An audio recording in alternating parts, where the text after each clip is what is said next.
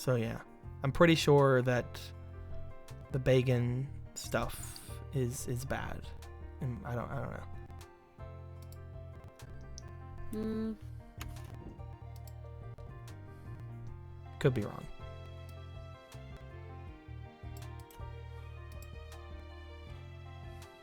Made by Purina, and Purina's a pretty good.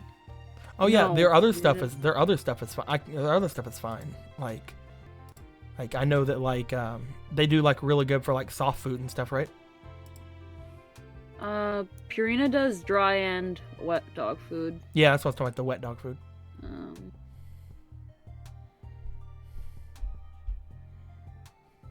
Let's see. Bacon strips again. These are preserved with carcinogenic BHA. According to the Purina website, bacon brings out the uncontrollable excitement in dogs. The original bacon-flavored bacon strips contain both sugar and artificial food colorings. So yes, they will bring out uncontrollable excitement in your dog. It was either the bacon strips or it was like, I'm pretty sure it was the bacon strips that like recently. Well, here's the thing. I'm seeing here, steer clear of these toxic dog treats. The first one I'm seeing here is milk bones. Well, I'm pretty sure that's not true. It says here, I could while be some wrong. iterations of milk bones contain high amounts of sugar, the original treat does not. However, it does contain BHA, a preservative that is a known carcinogen. Why are we putting carcinogens in dog treats? It consistently produces tumors in lab animals. While the FDA asserts that BHA is safe in low doses, dogs are being fed these tainted foods day in and day out. Milk bones also contain wheat and allergen, which, along with soy and corn, dogs have even more difficulty digesting than humans. Okay, well, don't give them sausages either, or pepperoni, or bacon strips. Don't give anything to your dog. Nothing. Don't feed them. I'm pretty sure feed you're them. reading Only- something completely different from what I read, but okay. It's a care2.com thing. You know what though? What? Actually, no. Before I even look, can I give them Blue Buffalo treats? Because Blue Buffalo treats are usually really small, like training treats, and most of the time they're all natural. So, like, maybe Blue Buffalo is where you want to go. This is dairy. This is not dog food. You know what? Fine. Doesn't matter. We are I'll see if I back can- playing Sakura Cupid. Talking about pepperoni. Talking about pepperoni. I hope you all enjoyed our little iteration talking about dog treats and hearing squeaky burping. Don't love your dog. Just don't give them sausages. Don't give them begging strips. Don't give them pepperoni. Don't give them blue. Don't give them anything. Fuck your dog. Especially if your name's Matt. So, I usually like, I haven't given my dog like any type of treats like ever. Like I've given him like, sometimes I gave him stuff, but then my mom's like smacking my hands like, don't give those to him. So Well, yeah, because if you give them people food, some people food won't process with them properly. And well, I've always given him people stuff. food. Well, here's the thing: you can give them like sweet potatoes and bananas. That's really good for dogs. Oh, he loves bananas. Yeah, there you go. He loves Banana- bananas. If you give him as long as you give him sweet potatoes that aren't fried, Levy loves sweet potatoes. I've had Buddy for a little bit over a year now. He's about a year and a couple of months old at this point. And the entire time he's gotten used to every time he sees me having food, he's like, it's time to eat. And I'm like, I usually, at first, I try to be like, okay, yeah, buddy, it's time to eat. And I pour him his dog food and I put a little bit of wet dog food in it. And I'm like, here you go, buddy. And he's like, okay, nom, nom, nom, nom, nom. And that was his food. Eventually he realized this is bullshit. I smell better food over there. How come I can't have that food? I'm like, yeah, buddy. no, it's a thing of that's why you don't want to give them people food because then they won't eat theirs. So Well, he's always eating his food. He's good at that. Yeah. I only ever give him very tiny bits of people food, and he's fine. Commander Buddy is fine. Commander Buddy can have what he wants, but right now, Commander Buddy only gets his milk bones. Ain't that right, buddy? Oh, Commander you can Buddy. you can also buy jerky treats. Jerky treats. Yeah, it's essentially they say it's jerky for dogs, and it's mostly either chicken or turkey, but it's literally just jerky. It's just jerky. Like there was. I'm gonna say one time I was curious and I ate dog jerky. It's just dried chicken. Yeah, I've had dog food before. Like I've eaten actual dog food before. It's not. I mean, it's Well, not. It's not made for humans, but it's not bad. I haven't eaten actual dog food, but like when you buy the dog treats and it just says chicken jerky and you see the ingredients and it just says dried chicken, water, Why and do you salt. guys eat dog food? Whenever I was younger, Because if I die, I'm not giving it to my dog. whenever I was younger, whenever I was in high school, I was like, I wonder what I'm feeding my dog, and I'm like, and it came across me like, why am I feeding this to my dog if I don't know what it tastes like? And I'm like, all right, fine. Yeah, And at that point, it was with my big dog. I had a big pit bull, so I'm like, okay, I'm gonna eat some of this, and you're gonna eat some of this. So I cracked open 2 cans. I poured him a can, and I made me a can. I had a smaller can, by the way. And I ate it, and it was like, this is horrible, but it's not bad. Like it's not. Yeah. It's a thing of, in some way, you truly become a dog owner if in some way, shape, or form you eat their food. I mean, I'm accusing you guys when literally last week I was like, I bought my dog bacon bits, let me taste one. Yeah, there you go. I don't like dog treats though. You have not had a dog, and you have not become a true dog owner if at some point you put that dog's food or a treat in your mouth because you were curious what the fuck you were giving your dog. I don't like dog treats. My dog before I had Buddy, I had gotten those different colored like tiny bones for them, and I took a bite out of one of those. I'm just like, ah! Like I hated it. It's like, how do you like this? I'll point you in the direction of like the dog food. It's literally just jerky. You didn't even have to get Blue Buffalo, as long as it's like chicken jerky. Kevin says, Father Blue, do I have dog in me? Probably. You probably have dog in you, especially if I'm your dad. That being said, it's like Armenia says, it tastes like nothing. Most dry dog food don't taste like anything but like eraser bits. The wet dog food does though. The wet dog food does. And here's the thing. You know you got good wet dog food when it actually when you taste it and you taste nothing. Because if you taste wet dog food and you taste nothing, then at that point it's like, okay, this was finely fucking tuned for a dog's taste buds. If you have wet dog food and it tastes good, you shouldn't feed it to your dog. If you actually like it, if it tastes good, then it's not made for dogs. If it tastes bad, but still edible, then give it to your dog. If it tastes really bad, don't give it to your dogs either. Like, there's a mix there. If it tastes really bad, do not give that shit to your dog, because, I mean, why would you give that shit to your dog? If it tastes really good, then it's probably bad for your dog. See, I remember, I can't remember what dog food brand it was, but they had a thing called savory sauce, which was essentially like a sauce that you would put on dry dog food and it would give it like a flavor. And oh, the gravy things. Chicken, yeah, it was like essentially a gravy for dog food. Yeah, you can put it on dry, but it was mainly meant to put it on wet food, dry food. And I tried that too. It faintly tasted like what it said it would be, and then it was slightly sour, but it was like, okay, I think I get it, because I was curious. Sayan's like, wet dog food. I thought you were playing Sakura Cupid. Guys, we are playing Sakura Cupid. We're might as well be playing with wet dog food.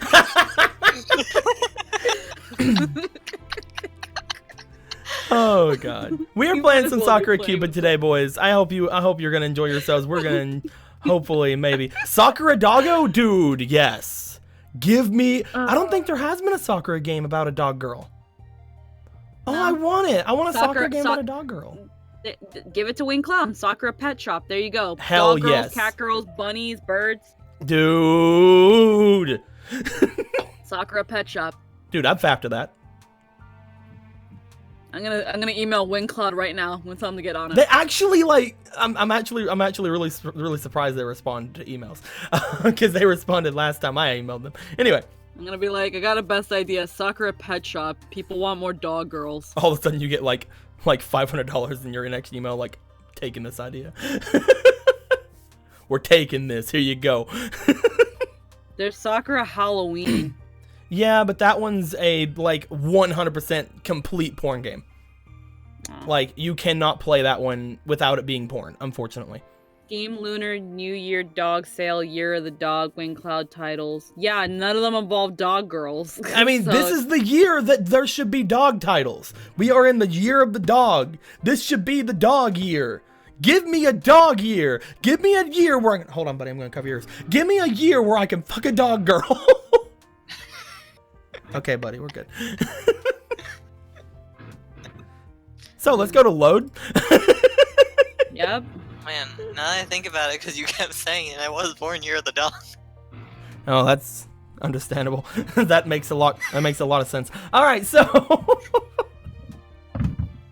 There's a lot of work going on and around here, so you'll hear the occasional work going on. Yep. Lilum, wake up. I don't know who this one is, but it's like, what? There's a voice, soft and feminine, it's very familiar. Please give me a few more minutes. Bed is so cozy right now, don't want to get up. A lot warmer than usual. These are nicer, more homely. Bed is more comfortable for now for a reason. I never want to wake up. This is where we ended off last time. With that being said, buddy, get off my lap. Believe me, buddy, you don't want anywhere near this lap. I'm kidding, guys. All right. You can sit right there. Go ahead. Stop being weird. All right. Commander Buddy, stop licking my hand. I never want to wake up. I never want to wake up. How about that one? That sounds good. Okay. Let's get back into this, boys. Let's get back into this. I'm allowed to. It's my house. I believe this is... Well, yeah. Drool isn't very ladylike, but I guess if it's from a beautiful woman like you, Yeah, it's definitely her. even that looks kind of cute. Yeah! I wonder if I could bottle up your drool and sell it as an anti-aging medicine. I'm sure it has curative properties. What the fuck? Alright. This is creepy Okay, guys. already. Okay, guys. Stream over. I'm leaving. Bye. Abort. Bye. Abort. Bye. We're hitting the abort button later, everybody. Lord Marmot with the 40 bits. Sweet potatoes are best with the right kind of salt. Oh, that's a lot of salt you just poured into the cup, man. Thanks a lot.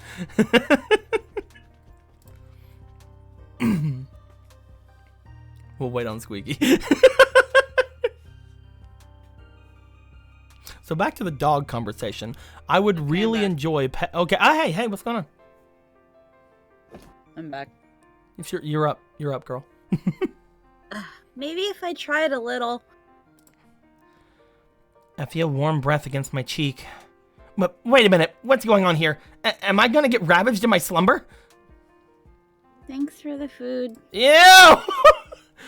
I felt something brushing This is against the my moment where I cheek. should have just chosen to get up and leave. There are fingers in my hair. Warm breath tickles my skin. My room gets hotter and hotter. My head starts spinning. Crap, this is getting dangerous. I should open my eyes quick. And what do you think you're doing? Quicker than lightning, I transform into a Cupid. My wings stem from my shoulder blades, and my lingerie melts away to reveal more tight-fitting lingerie, I guess. I don't know. Cupid uniforms are all pretty revealing. I think they're supposed to help wind resistance when we fly, but since Gabriel's the one who issues these, I think she might have designed them based on her own perverted fantasies. I don't care about your outfit. Whatever. Thank I'm you. stronger in my Cupid form. My body is augmented by magic, so I can perform incredible feats I can't do as a human. Feats like raising from my bed and grabbing hold of my assailant. I seize them by the back of their neck. My fingers dig into their unprotected skin so they whimper. Yeah! They decided to assault the great Cupid Lilum without any kind of armor? How foolish. Now they'll pay the price for their folly. Mercilessly, I press my captive down against my mattress, smashing their nose into the sheets. Lilum. That's an interesting way to say good morning. Die! I shoot them in the back. Oh. I look down at my captive. It's Mitsuki. The events from yesterday, impossible though they may seem, come back to me in a sudden rush. The cafe, the love bullet, Mitsuki's confession, the bathtub, mostly the bathtub. Mitsuki came back to my home like a lost puppy. I invited her in, and now... What were you doing exactly? I I wanted to wake you up, but you wouldn't budge no matter what I did. I've never been good at getting up in the mornings. I used to get in trouble all the time back at Cupid Academy. If Sarah hadn't stopped by my house to wake me up most every morning, I never would have gotten there in time. And since you looked so pretty when you were asleep, I thought there was a bit of drool in the corner of your mouth, and I wanted to wipe it away for you with my mouth. I was just being helpful, you see? You wanted to wipe it away with your Ew! And I just start shooting her. Those are love bullets. Stop, you're exasperating the problem. Yes! No, these are real bullets. Blood is everywhere. I mean, that was a general idea, but you woke up before I could. Your reflexes really are amazing. You're good at everything, Lilum. I know. I preen, flipping my hair over one shoulder. I am rather talented. Yeah, I'm just, You're incredibly talented. Fuck yeah, I am. Please praise me more. You're gorgeous, and you have a good body and a great sense of humor, and you're charming and confident, and Okay, I really like this. And? You're pretty good at giving chokeholds. See, we should have played this game so long ago. If all we have to do right now is sit here and have Squeaky tell me good things about myself, I'm good with this. Mitsuki's face is starting to turn into a worrying shade of purple. I can't breathe. Oh, I'm sorry. Force of habit. I draw my fingers away from Mitsuki's pale, slender neck and take a step back. Thank you. Why the fuck are you in a maid uniform? I mean, she wanted to wear one. I know. Where did you get that? I'm sorry, your character's a slut. Understood. Why do I have that in her size? That's the real question. Alright, later, Isno. Have a good time, man. Mitsuki presses one hand against her chest and splutters. She inhales deeply, like a diver trying to fill their air with delicious oxygen. While she's choking, I phase out of Cupid form and put on my regular clothes. Then I turn back to Mitsuki. This is her fucking regular clothes. Then I turn back to Mitsuki, and she slumped on the ground, head popped up against my bed. She doesn't look good. Did I overdo it? Using my Cupid magic against a human for my own gain is bad enough, but killing a human would make me look way worse. Mitsuki, can you stand? I'm good. You don't look good. I'll be alright. I'm strong. I came from a big family. I had to look after my little brothers all the time. Did your little brothers put you in chokeholds and slam you against the bed, like, often? They might have. Compared to them, this is nothing. I think I'm rather more powerful than a group of snot-nosed boys. You'd be surprised. That's right, you'd be surprised! High five, Jake. No. Jake's just mad. He's a snot-nosed boy. He knows. Anyway. Mitsuki gets to her feet. Her legs are trembling and her clothes are rumpled, but she looks a little better now. At least her face isn't purple? Her outfit, however... Hey, what exactly are you wearing? Oh, this? Mitsuki looks down at herself in apparent surprise, like she'd never seen herself before. This is the little something I found when I was cleaning up your house. Why do I have this? You're a whore, that's why. I thought it was cute, so I decided to put it on. Okay. What do you think? It looks like my clothes. Mitsuki does a little twirl. The hem of her maid's dress twirls with her. And it's a cute maid's dress, I guess. The bottom is covered in ruffles, and the top part strains pretty tightly across Mitsuki's chest. Hold up. If this is mine, and the top part is tight around her chest... Probably a reason why she doesn't wear it anymore. I guess, but... It even comes with a cute frilly headband. For 6 months. A lot has changed in 6 months, apparently. Mitski said Maybe this you was went- mine, did she? You I went don't- to the wash. I don't remember buying it, but it seems like the sort of totally pointless thing I'd waste my money on. Here. I wouldn't wear it myself. I don't have any fantasies about being subservient, but I have a soft spot for cute girls dressed as maids, waiting on me hand and foot. You look very cute. Do you really think so? Totally. It's much better than the clothes you wear at the cafe. I know, right? I asked the owner over and over again to give us cuter uniforms, but he just won't listen. No. Mitski looks kind of dejected. She kicks the ground with the tip of her foot. Her toes are encased in sheer white stockings that stop above her knee. How cute. I wonder if she can say anything, if I can say anything to console her. Here's what I would say. I mean, you're just allowed to wear whatever you want to that cafe, right? Wear this! Yeah, seriously. It's like, freaking, you want a cute uniform, just wear a cute uniform into the cafe. Like, what's to stop you? If you're the only fucking worker there and he doesn't care what you wear, there's really nothing stopping you. Yeah. Oh. The manager doesn't know what he's missing out on. Nobody else can see you dressed like this but me. I'm just kidding. I think the manager doesn't know what he's missing out on is probably the best one here. What do you guys think? I don't know. Like, this one obviously is going to be giving us points to her. Yeah. I guess it's just weird because, like, we've already gone so far with Mitski, we've not seen anything of the other one. I know, right? Like, again, I know we were talking about it yesterday, how, from what it seems, no matter what you chose in the very first decision, you're gonna be in this situation. So, it's nice to know that our choices don't matter. Everything's made up and the points don't matter. Points do matter. They decide who we're gonna fuck at the end.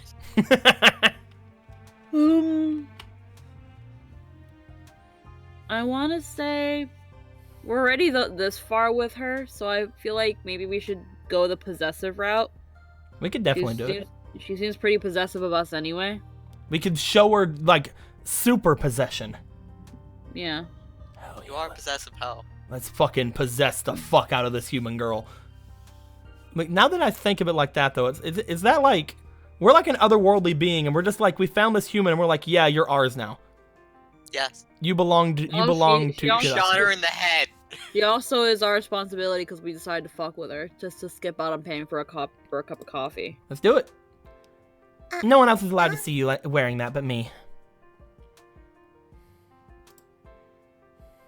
What do you mean, Lilum? I mean what I said. You're so cute, Mitski. I don't want anybody else looking at you with lustful eyes. When you're dressed up like that in your ribbons and frills, you belong to me and only me. Do you understand? Oh my god, fucking shitting smile. Yes, I understand. I don't know what the fuck I was thinking last night when I thought you were extremely creepy. Now I think you're extremely creepy, but you're wearing a maid outfit, so it's fine. You know what this face Now says you're to me? creepy and you're mine. You know what this face says to me? What's that face say to you? Am I right? All right, we need to change. We need to. Whenever this becomes an emote, whenever this becomes an emote on the thing, it's like we need to make an "Am I right?" Someone already made it an emote. We'll change it. We have to change that fucking emote. It's gonna say "Am I right?" now. That's that thing when you say something, you're like, "Am I right, guys? Am I right? Am I right? Come on, am I right?" I know it is an emote, but I haven't made it the emote. Other people have made it the emote, which means it's probably low quality because I'm the best at doing it. I'm kidding. All right, let's keep going. Yeah. Oh, God. I'm so happy. Now, what's that face say? It says she needs a new pair of underwear. It's pretty obvious what that face says. Good girl. What a cute little thing. I smile and press a quick kiss against Mitski's cheek. As expected, she turns bright red at the moment my lips brush against her. She really is an entertaining plaything. So, why did you decide to dress up as a maid? Isn't it obvious? I have no idea what you're talking about. I want to serve you, Lilum. Okay. But why? Because you're the person I love, obviously. How come you haven't brought up the fact I shot you? You were kind enough to give me a place to stay. And I'll never forget that. Not ever. I never said Where's you could your stay house? here. I never said you could stay here. Maybe we should have done this earlier while I was eating my bacon and eggs because this Do would you have been a great. fucking This is a live in great the attic scene. of the cafe? This is a great scene to have. No, bacon she and said eggs that for. she like has like a dorm and it's really bad. Like that. Yeah. I You remember have that a being house. mentioned last time.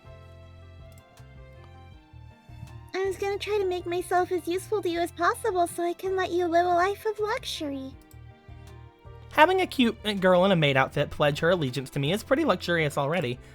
Though I do wonder how much Mitsuki's actions have been influenced by the love bullet.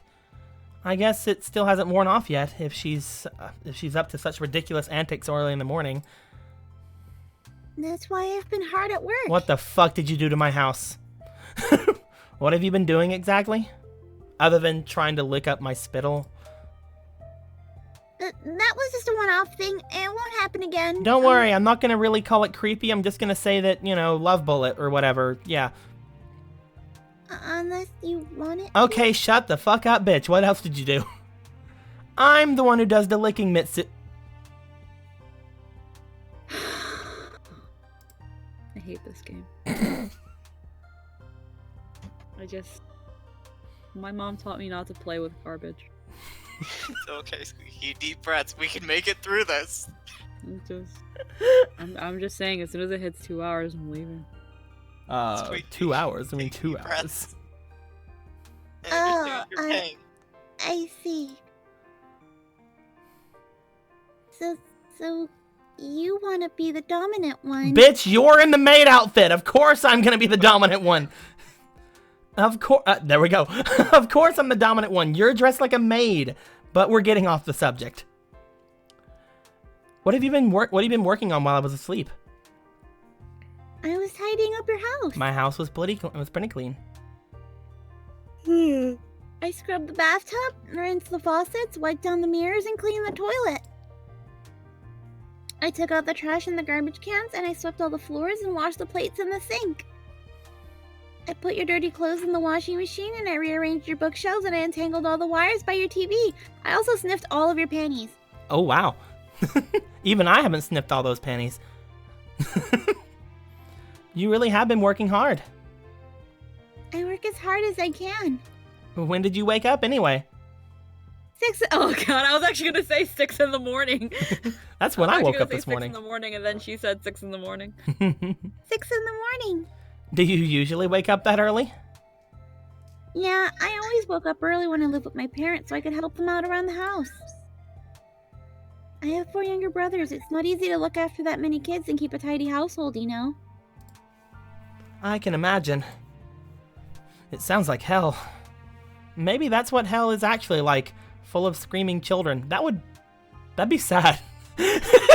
Well, I mean, there's all those unbaptized babies down there. yeah, I was gonna say. That'd be sad. I wouldn't know. I've never been. Although, Sarah's told me enough times that it's where I'll be going if I don't straighten up. And now I'm living in Tokyo. I need to get up early so I can commute to college.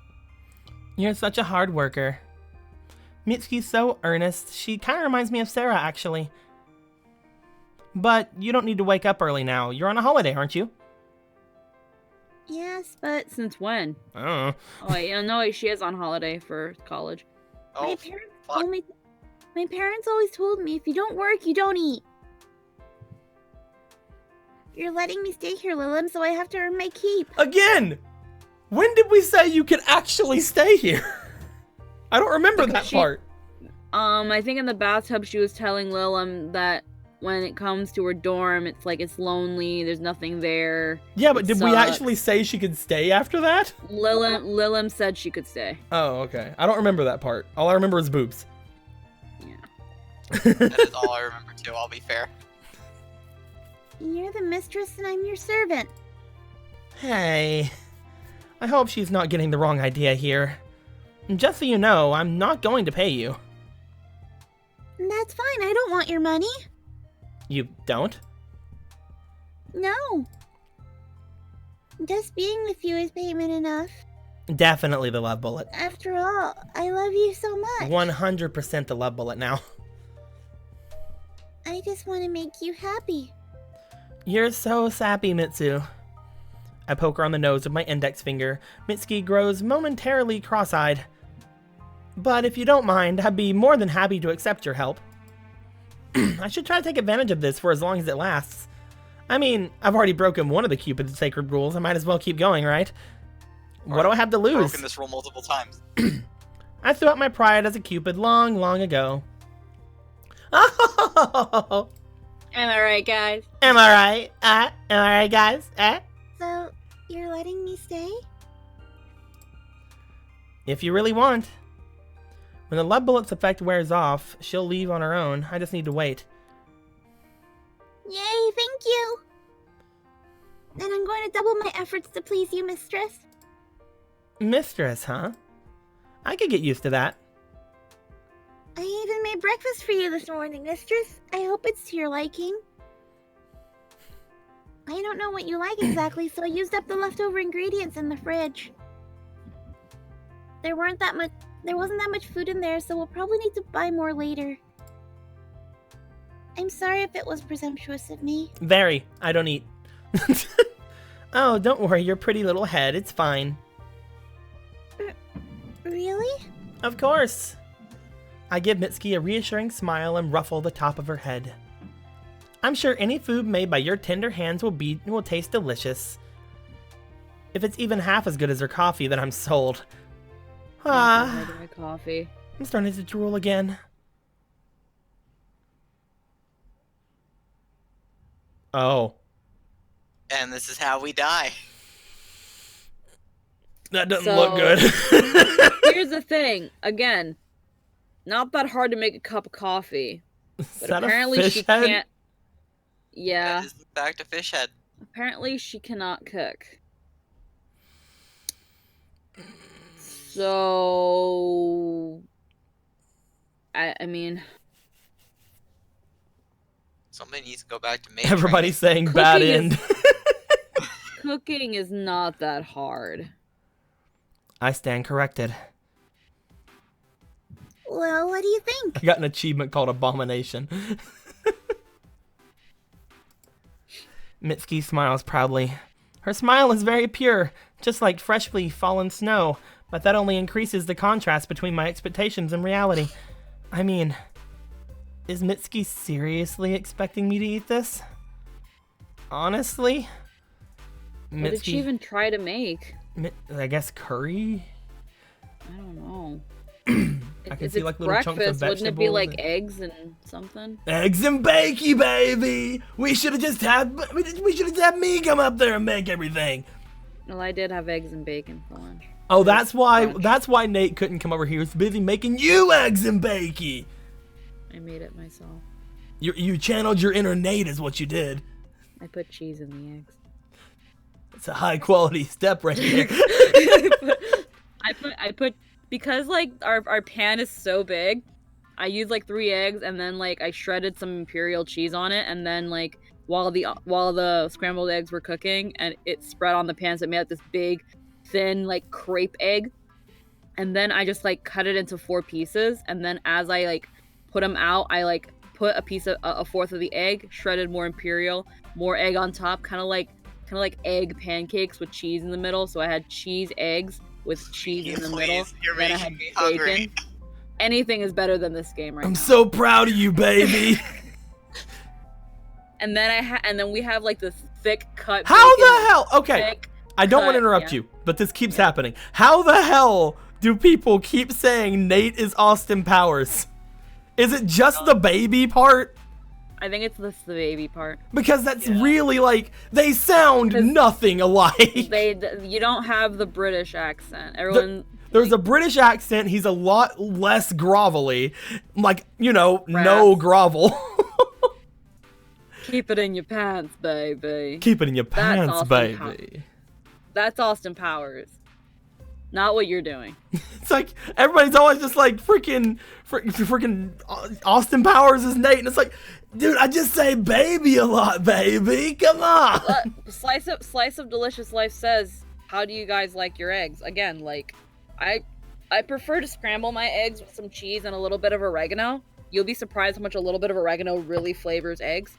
And then if we have some thick ass bacon, I'll just fry a couple of like slices of bacon. I usually fry them in like really light extra virgin olive oil, and then like when a little bit of the bacon fat gets in there and mixes with the olive oil, then I cook my eggs on top of that, so the eggs have a nice little essence of bacon. I like scrambling my eggs, but that's not my favorite. My favorite, honestly, is like the least effort egg ever is just a fried egg. I like having a slightly runny yolk. Is this? Yeah, no, definitely. It's a thing of like we here in this house we only have like these big saucepan frying pans. We don't have a little one, so my eggs will like spread out way too much, and then it's hard to like flip or anything. That's why I always stay to scrambled. It's basically just like I scramble my eggs when I want to put other stuff in my eggs. Like if I'm wanting to put like little chunks of some sort of meat, whether that be like hot dog, bologna, sometimes ham, anything like that. If I want to put like a little bit of cheese or something, I'd scramble the eggs. If I want to put like leftover rice, I'll scramble the eggs, stuff like that. Like if I want to put other stuff in my eggs, I scramble them. If I want to just like get an egg, I fry it right there and I eat it, and it's delicious. I love fried eggs. And if I want to be really, really fancy, I try to make omelets, but they usually end up scrambled.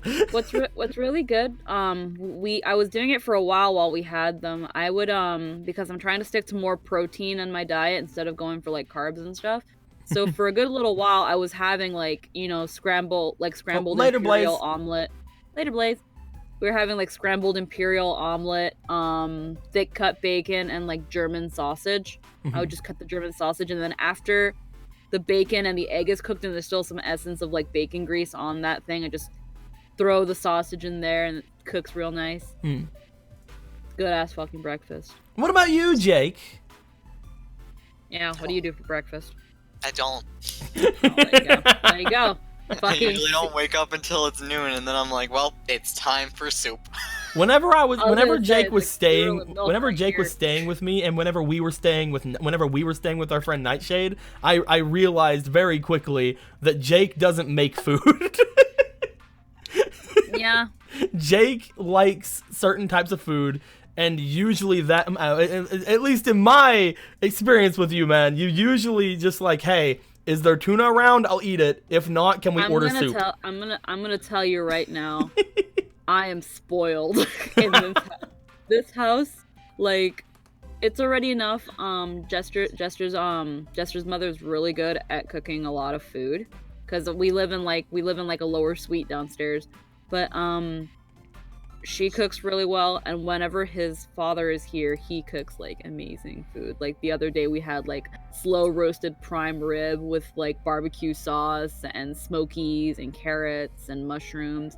We had grilled potatoes and like, yo. But yeah, I don't know how to cook worth a damn. Yeah, you need to learn how to cook. What did I make for you guys whenever we were staying up? The one cool thing happened the last time me and Jake got together, and we actually got to like stay with each other for a bit. We actually stayed in our friend Nightshade's like grandparents' like old apartment area, right? Yeah, because they were gonna be getting rid of it soon, but nobody was staying there. So we could stay there, and it was really cool. We all like tried out this whole like, hey, us living in the same apartment thing, and it was really cool. It was really fun.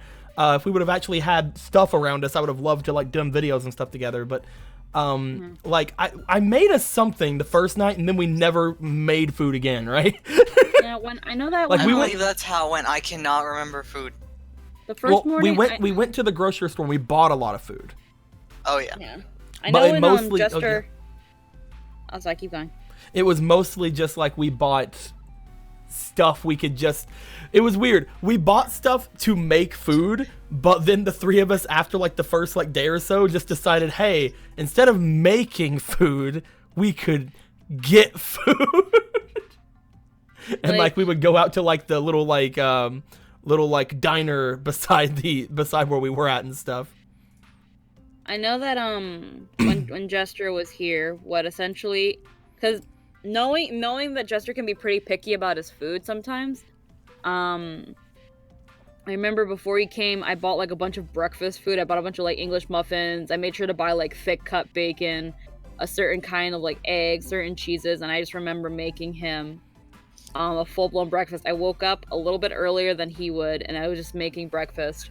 And then I remember that the two girls that also lived with us, they came upstairs and they were like, "Where is he?" And I was just like, "Oh, he's in my bedroom. He's sleeping. Don't wake him up, please." And then they're like, "We're gonna go look at him while you cook." And it was just like, it was pretty funny. I make good breakfast.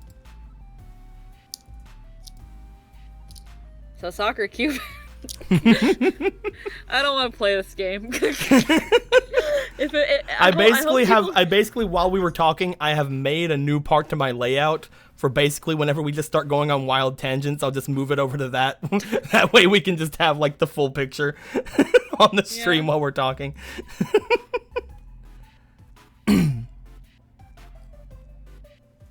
All right. Yeah. With all that being said, though, whatever this food is definitely not any of this. Yeah, no, definitely.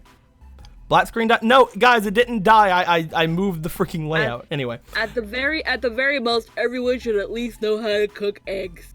Jake, at least learn how to make eggs. For like Rogue, Purple, Jake, Cat, I'll call you different things at once because I want to learn how to make an egg.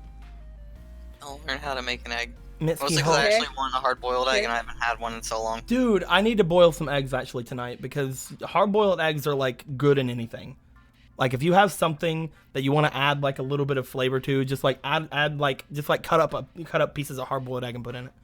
Here's the thing, it's like even a hard-boiled egg is something because it's like, again, you're just putting an egg in hot water. Yeah, just put it in hot water and it's done. Then you just peel it, cut it up, and if you like ketchup on your eggs, just put ketchup on it and eat it. Yes. Mitski holds my breakfast on a plate before me.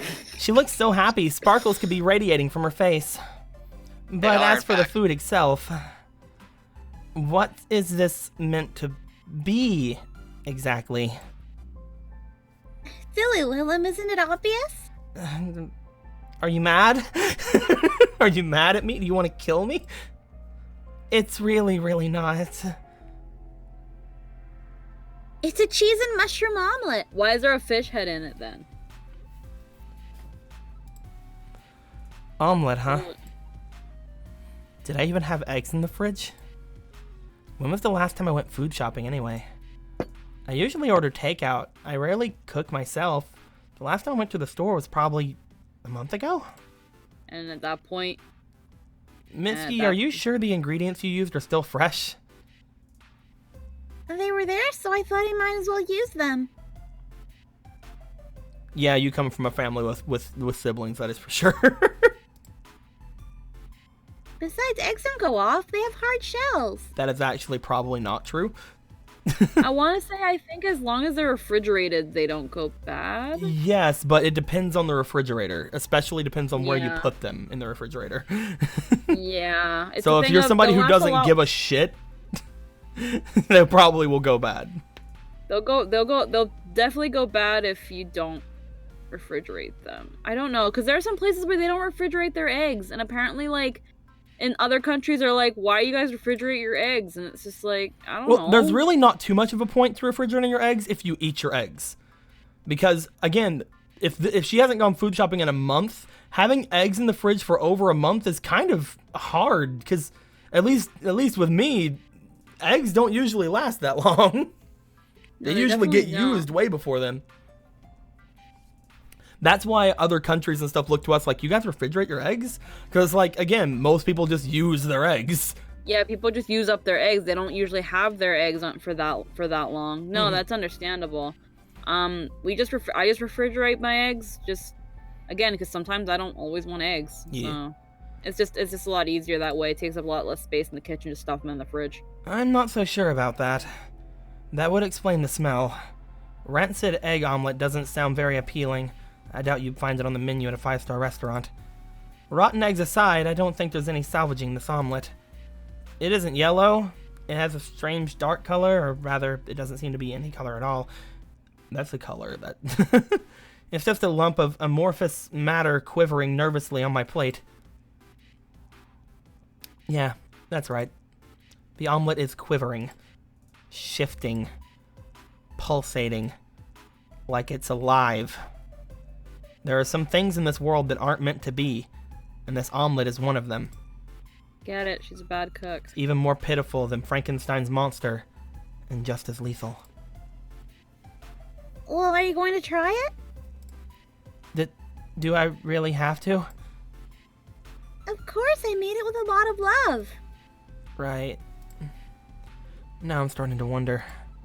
Maybe the love bullet's effects actually wore off, and this so-called omelet is Mitsuki's attempt to punish me for shooting her last night. This could be some clever plot. But Mitsuki's face shimmers with love and affection. I can't quite bring myself to believe that.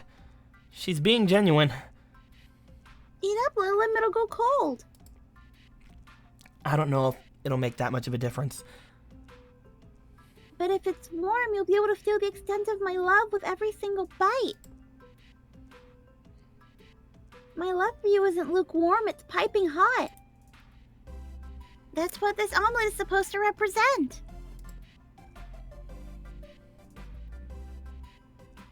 I even drew a heart in the ketchup. See? There is no fucking ketchup. It's clear that when it comes to like these games, they tell the artist, "Hey, draw her looking really bright and happy, holding a disgusting piece of food." I see. And didn't let the artist know, which I think his name is Wanaka. They didn't let her know, "Hey, she's holding up a really disgusting looking omelet with a heart on it." I look at the omelet dubiously. It looks back Why are at there me. bits going in your trash can in the stream? Oh, it's not a trash can, thank you. Every time I tune back in, Food Talk Salt is good with deviled eggs, by the way. What are these? Deviled eggs are great. These are little salt shakers. Oh. Also, Lord what do they mean by Marmot. it's the- Lord Marmot gave me bits, and it is salt that comes down there. And thank you very much for the extra 20 bits. I was gonna say, it's just like, and what do you mean it's like this link I put in the not safe for work chat? What link? I swear it sounds like it's screaming in pain. Help me! Oh no, Jake, here you go. Yeah, it's in purple. me! Help me! Please, help me! The poor thing.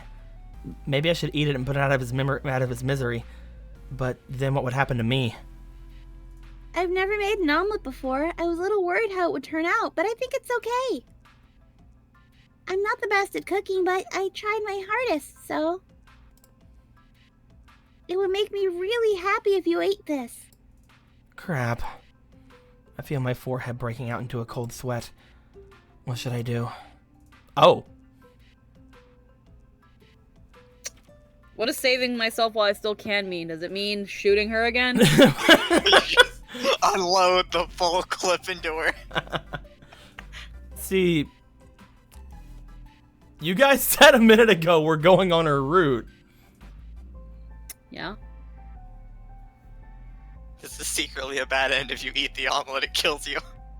I've never had a bad end in a Sakura game. I'm pretty sure the bad end in a Sakura game is playing the Sakura game. The only winning move is not to play.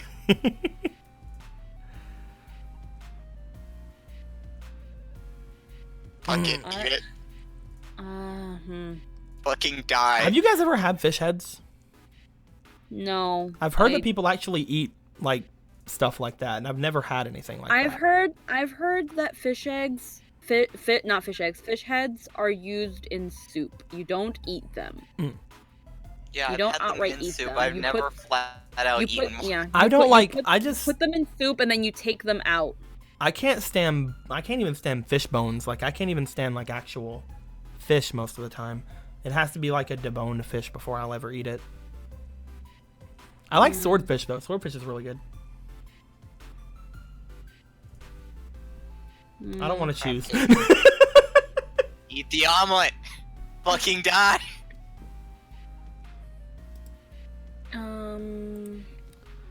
I guess I can try a little bite. I'm sure that much won't hurt me, right? Right?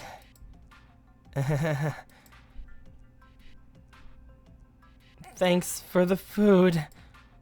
I pick up my fork and dig the prongs into the omelet. Is it gonna be like that thing where it's like, it actually is good despite what it looks like? I don't know. The Omelet? omelet's talking.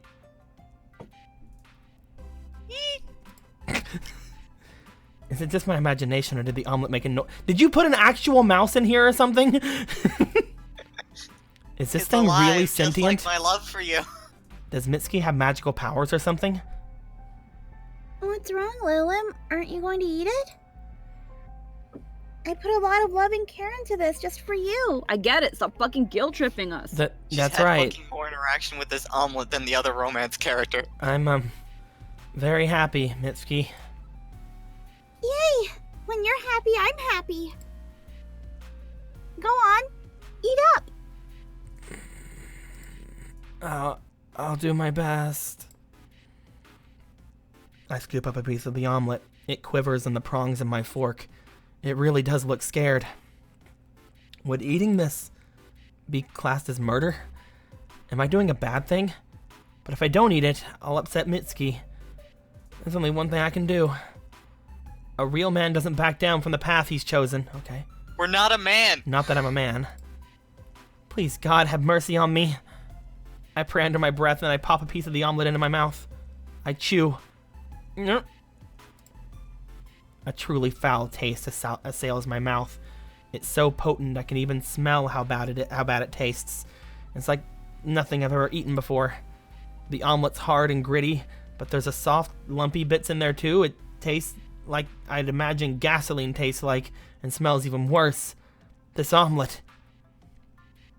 So what do you think? This omelet. I didn't use too much salt, did I? This omelet.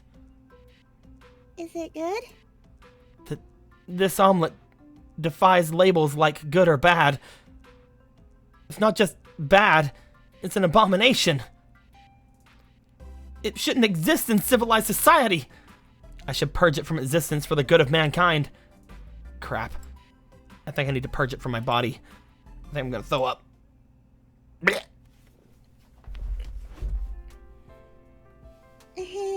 Maybe my omelet was a little too potent. Just a little. Oh god. Ah! I lean back on the couch, staring up at the ceiling. My stomach hurts. I only had a single bite, but it feels like my insides have been blasted with a nuclear bomb. Why can't I stop trembling? My nose is running. Is my body shutting down? Was that omelet specially created anti-Cupid weapon? I'll work really hard at cooking and make you something even better for dinner. How about we have fucking Chinese or something? I appreciate the sentiment, but I don't think I can handle it. Maybe my affection for you is too strong. Yes. That's definitely it.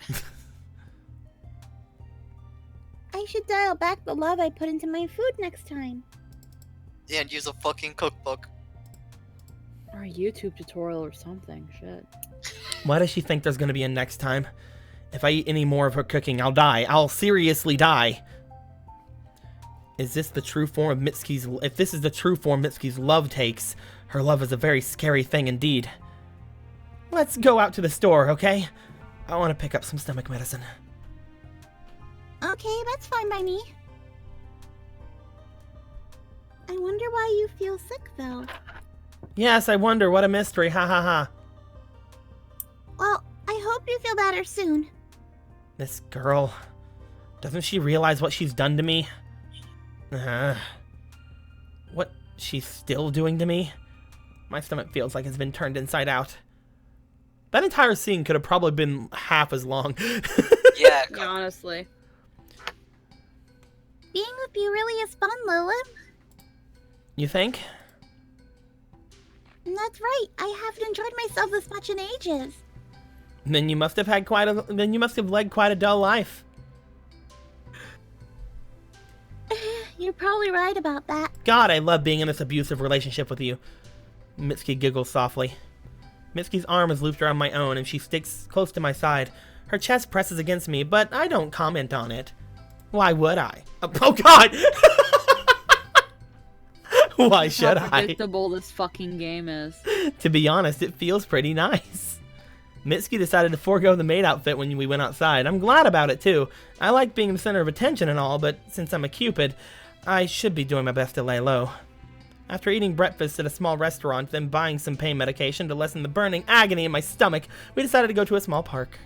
It's a nice park, not so far from my home. There's a lot of trees and grass and flowers and birds too. Makes a nice change from the gray concrete and endless traffic that makes up Tokyo. It's in the middle of the day, so the park's pretty secluded. Most people are probably at work. I see a few humans who look around Mitsuki's age, college students on holiday perhaps, but they don't look back at us. This place is so scenic. Mitsuki inhales deeply. The air smells of wildflowers and damp grass, wet with dew. I've been to this park a few times before. It's a prime location for couples to confess their love. I've helped more than one confession go along smoothly with my love bullets near this pond. I'd never imagined I'd come here with somebody else, though. A human girl, no less. A pretty human girl who clings to me tightly like her life depends on it. It's weird. What's weird? I haven't felt this happy in such a long time. Weren't you happy in college? I was too busy to really feel much of anything. Sakura college life. I had to attend lectures for hours every day, and then I had to work 2 part-time jobs to get enough money simply to eat. Okay. I always felt like there wasn't enough time, no matter how hard I worked. I couldn't really make any friends or attend any clubs because I was always so busy. It was pretty lonely. We already had this conversation when we were in the bathtub. Why are we having it again? Maybe she wants to have it in a more normal place. You're probably the only person I talk to on a regular basis, Lilith. Maybe that's why I started falling for you. Oh. Mitsuki snuggles against me more closely, resting her head against my shoulder. I can feel her hair on my cheek. It's warmed by the summer sunlight and feels soft and silky. Her lips pursed together like she's expecting a kiss. Mitsuki really is pretty. I always thought she was pretty, but she looks prettier than ever before now, beneath the warm sunshine. I never really paid much attention to her, but she's been trying hard in her own way, hasn't she? I can't imagine pushing myself like she does. I'm not cut out for it. And that's why I was thrown out of heaven. I never thought I'd be able to have a peaceful, relaxing time with you, just the 2 of us. It's so wonderful, it's like a dream. Well, if it's a dream, I hope I never wake up. Mitsuki. I love being with you. You make me feel so safe and warm. And I like being with you too, Mitsuki. Key word. I like it. Here's the thing about this, about like some visual novels and stuff. That I'm just gonna go into a bit of a complaint because it's been bugging me for a while. Go ahead. You know how, like, in visual novels, a character have a pretty standard pose, you know, hands down, relaxed. Mitsuki has it. She doesn't. Why is this her default pose? She just walk around like this all day? No. Where's her arms down or hands crossed thing going on? Why is this always her default pose? That just bothers me. It's really weird. I will say that. It's bothered me a little bit too.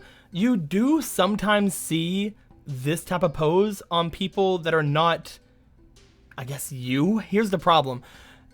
The one thing I've had a problem with for, like, you know, subverting like normalities in visual novels is the fact that this is supposed to be us, right? Mm-hmm. Why is she always on the right side? I don't know. The person that usually is you is usually over here on the left side all the time. I keep getting confused, like, whenever I'm looking, like... Hell, in some visual novels, you don't even appear. Yeah, but then the ones where you do appear, you usually always appear on the left side. Mm-hmm. It's weird. It's very weird, but like, I think Sakura's Spirit also did that shit too, where like the 2 fox girls, their default poses were like something where it's like, do you just walk around and like that? Yeah, they had like their arms like up, like both. Yeah, it's weird. Yeah. Anyhow, that's just one thing that's been bugging me too. Just something small. Yeah, there's a lot of small things that pile up, and there's a few big things that pile up. I'm gonna say right now, unless this thing takes a drastic turn, this is not gonna be one of my favorites, which is understandable because again, every time I play a Sakura game from them, and again, it's not the artist's fault, but every time they get this artist on a Sakura game, the Sakura game isn't as good, in my opinion. The actual plot and everything of the Sakura game is always Wanaka. not as good. And I think they only get this artist to do them because they realize, hey, we need something to make people spend money on this. And it's really weird because both the artists have somewhat like almost combined styles over the years. Like the other artist actually has been almost emulating this style recently to where you can hardly ever tell anymore. You can tell, obviously, but it's getting to a point where they're kind of becoming interchangeable. At the same time, it just seems like the more story, at least not story like, you know, great stories. It seems like the more like the more likable stories always go to the other artist. Yeah, all I know is that Wanaka is the artist for this one and most of the other Sakura games. Yeah, they do the majority remember, of them. I can't remember who is the name of the other artist. Oh, it's fuck, what's her name? It's a weird name, that's why I never remember it. Yeah. Yeah. But I followed her on DeviantArt for a little part. I followed him on DeviantArt. I followed him on Twitter. Like, because they sometimes leak things they're working on Twitter. I know their name. Fuck. It's like it starts with an I. Mm-hmm. But I can't remember. But yeah. It's unless this one takes a drastic change or starts showing me more CGs. We'll see what goes on. Yes, I've always wanted a cute girl by my side to do my bit. I mean, to look after me. And this one does have its own charms. Inma, that's it. Thank you. Thank you, Badriel. Inma, yes. Inma's the one that I love most of the games they do. Like, yeah. Most of the games they do, the two in particular, Sakura Shrine Girls and Sakura Santa, I really enjoyed. It's a thing of with Wanaka, her art is very, and I can understand you're designing characters upon characters upon characters for games that are being released constantly and CGs and stuff, but the characters have a very bad case of same face. They all look the same, which is with different. It's all the same face on different hairstyles and bodies, and even then the bodies are all the same, all big tittied, big hips, and everything. And again, this game does have its own kind of charm in a parody sort of way, but not in a serious game sort of way, in my opinion. Yeah. I'm not so good at looking after myself. Then I'll do it. I'll do anything for you. You're such an earnest girl, Mitsuki.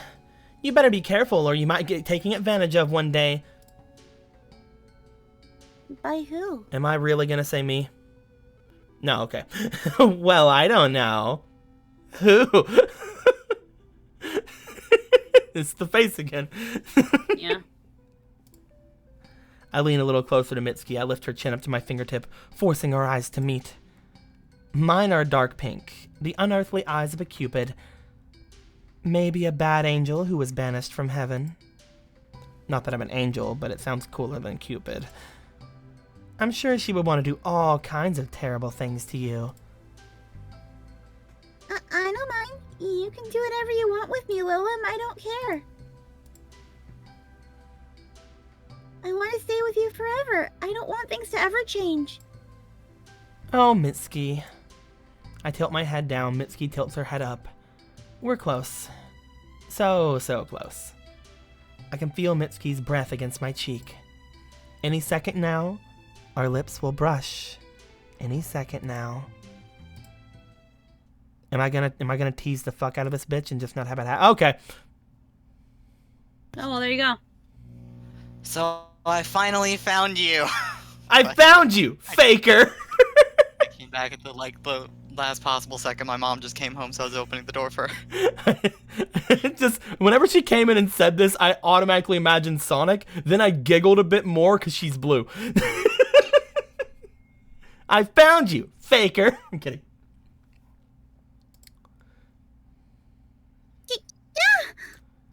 Mitsuki draws away from me in a hurry and squeals in alarm. So much for that then.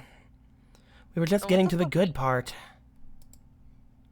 Hey, who the hell are you and why are you spying on me and my... My voice breaks off, if you didn't notice by the fact that I broke off my voice and my voice part. I know the girl standing before me, with the braided hair and the serious expression. I know her only too well. It's Sarah. Hey, Lilum, isn't that the girl from the photograph in your house? Indeed it is. I'm pretty sure Cat. I was waiting because I couldn't see it. Yeah. You still have an old photograph of me, even now? Well, why not? We made a lot of precious memories together. Why did everything turn black? Precious? It's like, there we go. Now I have another one twisted around my finger. All I had to do was say one fucking word. I'm... precious?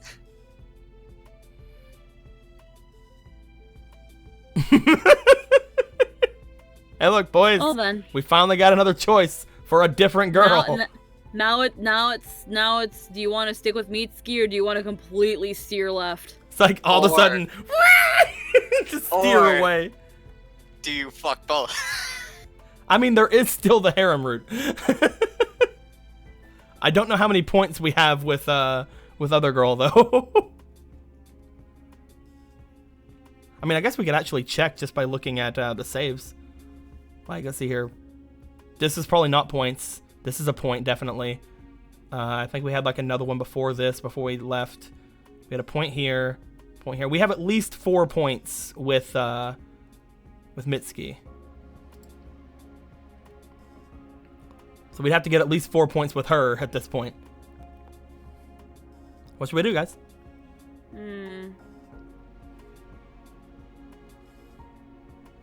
Let's see. What does the chat say? Chat, what should we do? Gotta give Blue tons of shit on his preferences when he gets around to the game, Levy. What game? What are you talking about? What game? What game? Don't know what you're talking about. Top option says Slice. Slice says top option. Steer left, swerve. Levy's like, Levy wants us to go toward her, apparently. So now it's do we want to go for the childhood friend or? I'm either gonna go Mitsuki or Harem. I don't want to steer like completely all of a sudden, you know? Because that's just being a bitch. I mean, I'd say try for harem then, because if there's just not enough options left, then we just won't get there. Mm-hmm. And you still get Mitsuki at that point. Well, let's go for this, and we're not going to go, like, further than, like, 4 points toward her at that point, then. Because, again, I can only think of 4 points we have for her. So, yeah, you're super adorable. You're super adorable when you blush like that. Well, It's been months since I last saw you, but you still get flustered as easily as I remember. I'm not flustered. She's really flustered. I know, right? I'm not. Methinks the lady doth protest too much. Thinks the lady is dragging you back to heaven. So, this girl is your friend from school? She gets a knife in her hand. That's right. She's my darling Sarah. I didn't expect to see her here, though. It's quite an unexpected visit. Well, why is she here? Was she looking for you? Well, I wonder. Did you miss me, Sarah? Is that it? What? No, no way. Did your little heart feel like it was going to break without my company? Did you cry into your pillow every night wondering where your precious Lilum had gone? Did you come all the way here to claim me as your own with a kiss on the lips? Don't be ridiculous. Wow, she's really going red. I know, right? Isn't it great? Sarah looks super straight-laced, but that's just a front. And actually, she's pretty shy and easily embarrassed. One only needs to know all the right buttons to press and she'll fall apart in your hands. Sarah clears her throat again and gives me a stern look. I'm not here for idle chit-chat, Lilum. Oh no? And I did so miss our little talks. Silence.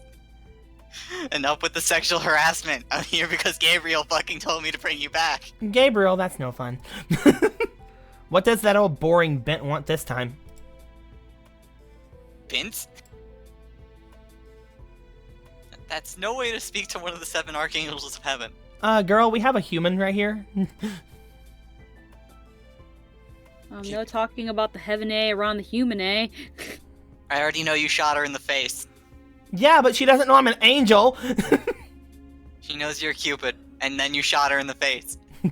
She might think I'm a magical girl at this point, alright? You already broke the rules. I have full fucking force here. Yep. Gabriel's rules over our precinct. You should know.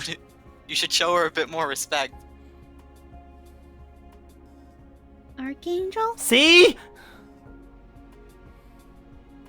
Well, and what's she talking about? Oh my god, see? Oh yeah. I never really explained any of this stuff to Mitsuki, did I? Mitsuki might be aware, though vaguely, that I'm not exactly an ordinary human, but she doesn't know anything about heaven, cupids, or angels until this bitch shows up! The poor girl looks totally lost. Shh, don't you worry your pretty little head over it. But... Shush, shush, shush. I press my finger against Mitsuki's lips. I'll tell you later. So you didn't reveal your true identity to this girl? Yeah, thanks, you did that. Of course not. I may be a failure as a Cupid, but I know better than that. But you did shoot her with your love bullet for your own gain. Listen, coffee is expensive. I mean, no. I only wanted a free coffee. It got a little out of hand. But I guess I'm not opposed to having a cute girl at home to do my chores. God dang it. I'm not sure what's worse, this train wreck of her plot or the fact we predict their dialogue. Jeez, you haven't changed at all.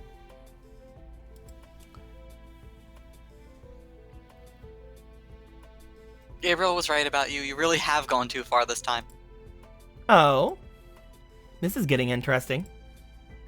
Tell me, Sarah, what's this all about? Why did Gabriel send you here? Because you violated one too many of our laws?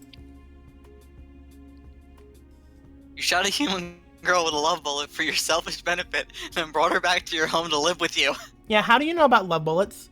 I mean, I made these guns down here. I don't know why you guys are calling them love bullets if apparently you don't know what the fuck, didn't know that I could even make guns. So, you know, that's your bad. Gabriel's the one who stalks you here, not me. If she hadn't figured out your true identity yet, she will soon. It's only a matter of time. You're a matter of time. Well, she will if you keep blabbing about it. As such, I was ordered by Lady Gabriel to bring you back to heaven. Huh? But I thought I was banished from heaven. You were. Then why does Gabriel want to bring me back? Can't she make up her mind? Gabriel thought that you were sent to Earth, you'd learn to repent for your sloth and avarice and become a hardworking Cupid. Obviously, she was fucking wrong. I mean, to be honest, that's not my bad. That sounds like your guys' is bad. That's her fault. I'm not responsible for any of this. You're responsible for letting her know that we're Cupids. Fine, I'll just shoot her. A lot. If you'd done your job seriously, you would have been welcomed back to heaven with open arms. But it's too late now. You didn't try to improve yourself at all. In fact, you only made it worse.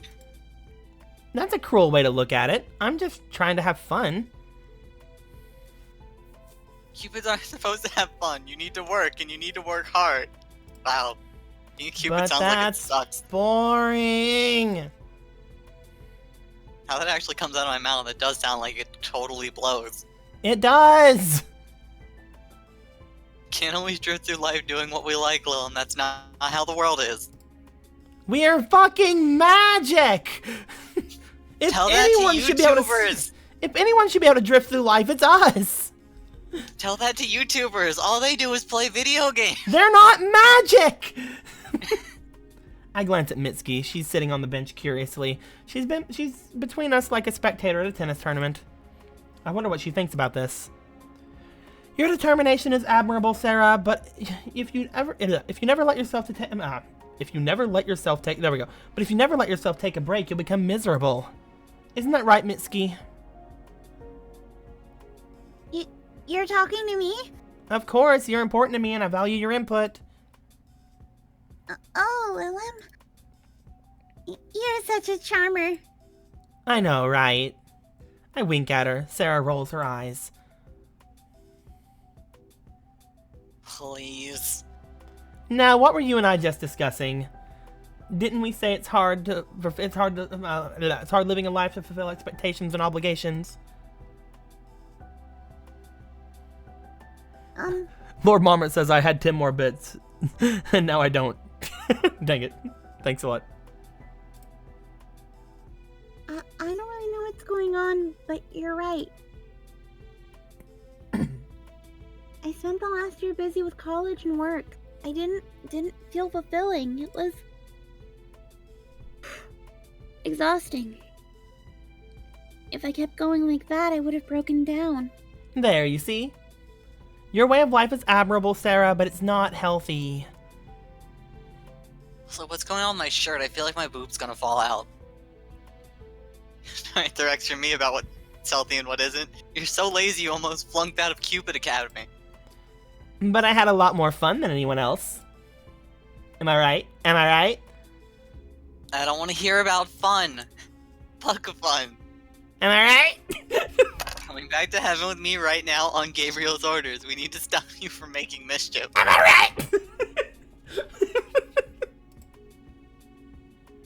Come with me, your punishment will be lenient. Should you refuse, however, you might get sent to hell. Oh, scary. And what'll happen to Mitsuki if I leave? I'll wipe her memories, of course. It'll be like the last few days never happened. Well, wiped by memories? But then I won't remember falling in love with Lilym or spending time with her. You were never in love with Lilym. She shot you with a bullet. Melded with your mind. Lilym poisoned you. Poison? No, that's not true. I really do love her. You just think you love her because of the love bullet. Do you not understand what getting shot in the face means? See, Lilym, you caused this poor girl enough pain already. It's best for everybody if you left gracefully. You care about this human girl, you won't hurt her anymore. You're making a lot of assumptions there. You care about me. You'd stop hurting me. You're making a lot more assumptions there. I look between the two of them, Mitsuki and Sarah. Sarah wants me to return to heaven so I can get chewed out by Gabriel. It's not a pleasing prospect, but... What do you want, Mitsuki? Do you want me to leave? No. Mitsuki's reply is almost instantaneous. She takes hold of my arm and squeezes it tightly. I don't know anything about Cupids or love bullets, but I do know that I love you. I've loved you for a long, long time. Even if you did shoot me with a love bullet, that just encouraged me to finally be honest with myself. It didn't change my feelings. I've always felt like this. Mitsuki. I don't want you to go. I was having such a good time with you. I've never been this happy before, not for a long time, and I can't lose you now. You seem to make quite an impression on this human girl. Jealous. Am I right?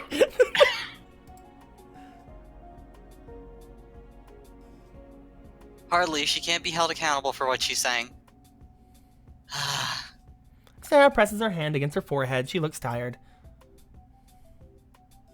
It really does sound like this girl cares for you, but she doesn't know what she feels right now. She's just confused. I'm not confused. I know how my heart works better than anybody. Forgive me for having doubts. It's literally our fucking job to dick with you. So, Lilum, what'll it be? Come back to heaven of your own volition, or... Sarah's eyes flash. In an instant, her civilian clothes melt away to reveal her skin-tight Cupid uniform. Her wings sprout out from her shoulder blades. Will I have to take you by force? Tch. I grit my teeth together. When you put it like that, I have only one real option, don't I? Oh. Oh, so you're the worst.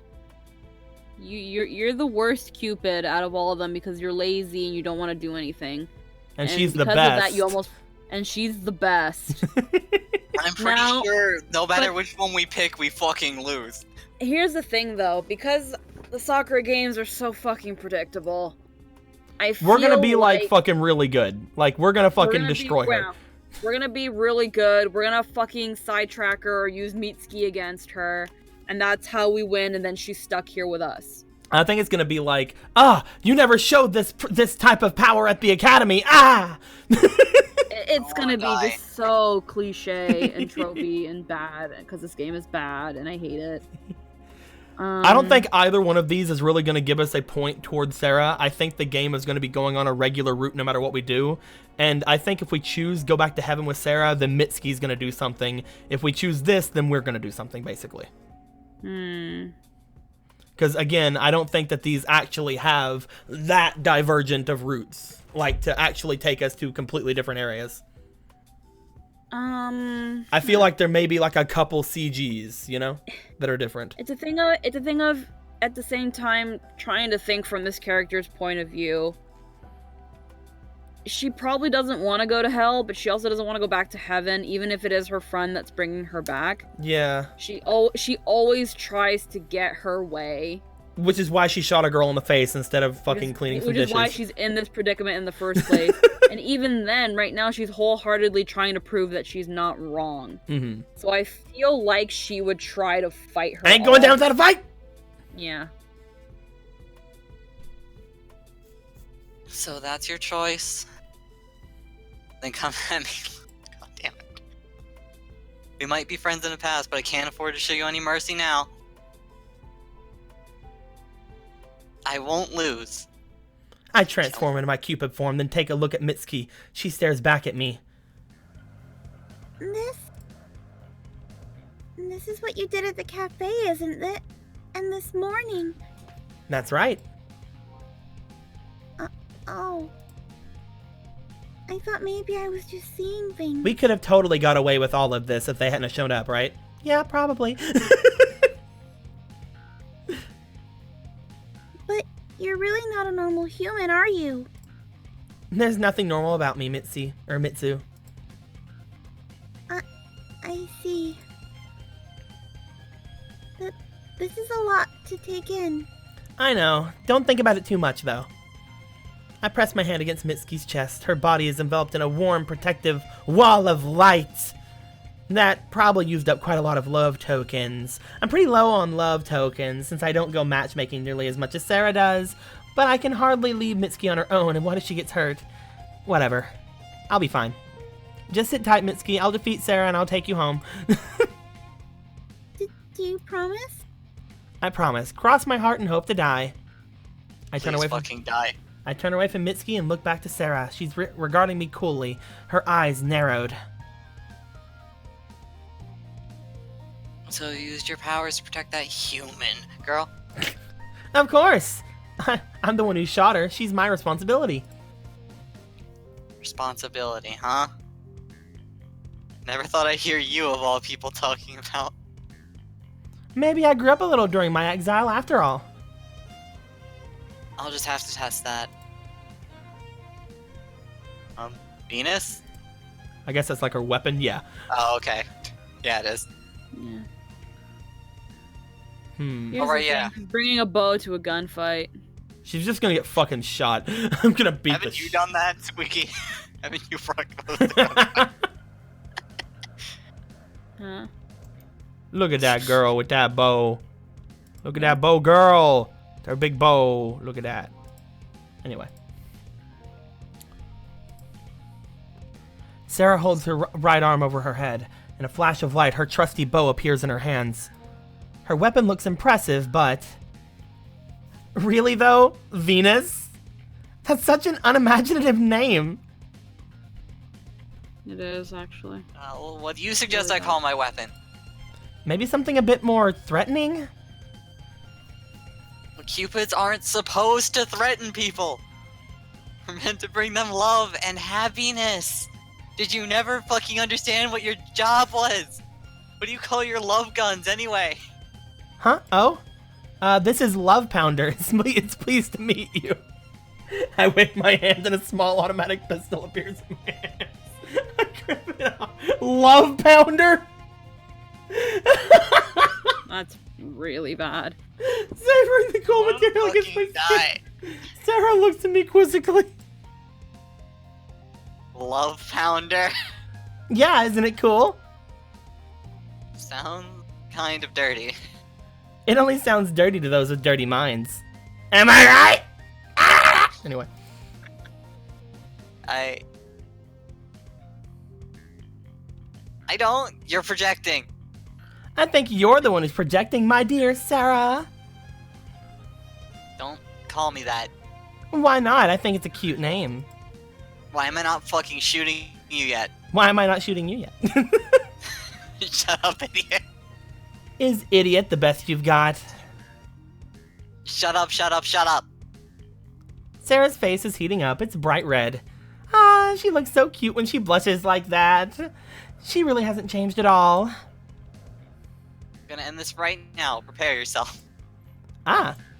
Not even your love pounder can save you. Oh, my love pounder can do a lot of things. Sarah fires an arrow from her bow. It moves at supersonic speed, cleaving a path through the air. I'm able to dodge just in time. Just in time. Anyway, the air pushed aside by the arrow's trajectory catches my face. My hair flutters wildly in the breeze. The arrow hits a tree nearby and dissolves into a burst of pale blue particles. That sure packs some punch. Are you trying to kill me or something? Not kill. Cupids aren't supposed to kill. You aimed an arrow at my head. And you shot a girl in the face! I know what I'm doing. I'm not sure about you anymore. Then what's the big idea? I just thought I might grievously injure you.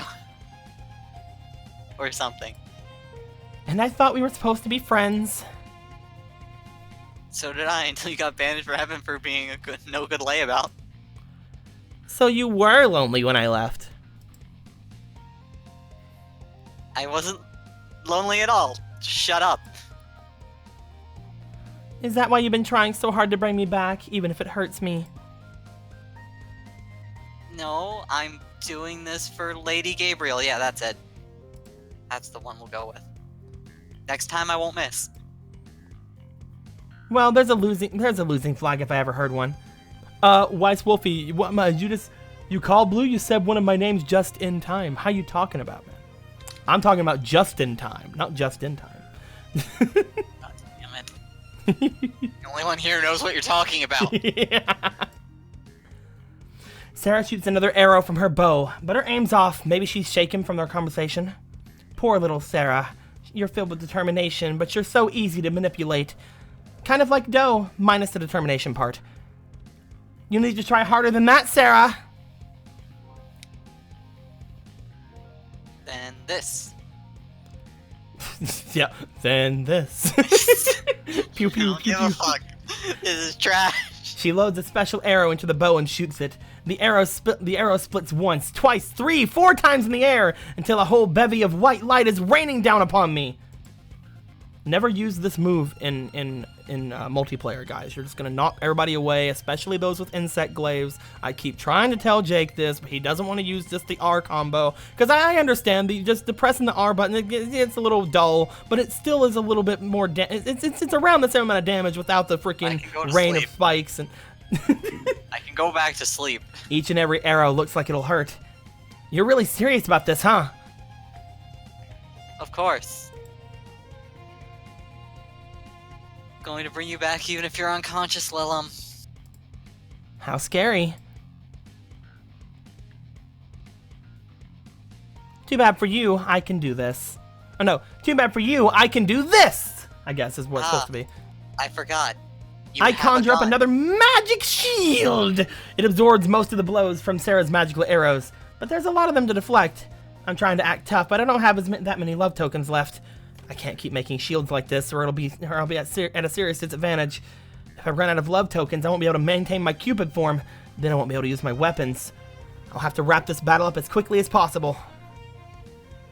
Alright, Sarah, I'm coming for you! That's too naive, or something. At least try. I push against the ground with the heel of my right foot and soar up into the air. The wind rushes through my hair and whistles in my ears. Sarah follows my movements with pinpoint precision. She loads another one of her special arrows and shoots it into the sky. The arrow splits apart. Dozens of arrows rain down on me from above. But that will be Sarah's downfall. After firing off an arrow, she's unprotected. She doesn't have another one loaded in her bow. If I can reach Sarah faster than the arrows can reach me, if I can outfly the speed of a soaring arrow, there might be some hope yet. It sounds impossible, but I can do it. I'll break through the impossible odds. I won't let a trick like that stop me, Sarah!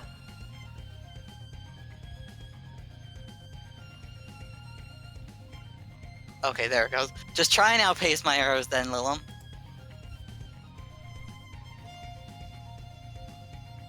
You weren't one of the best. You were one of the best flyers in school, but not even you can bend the laws of physics. We'll just have to see about that, won't we? I dash around the side of a tree. The arrows fall after me, chasing me.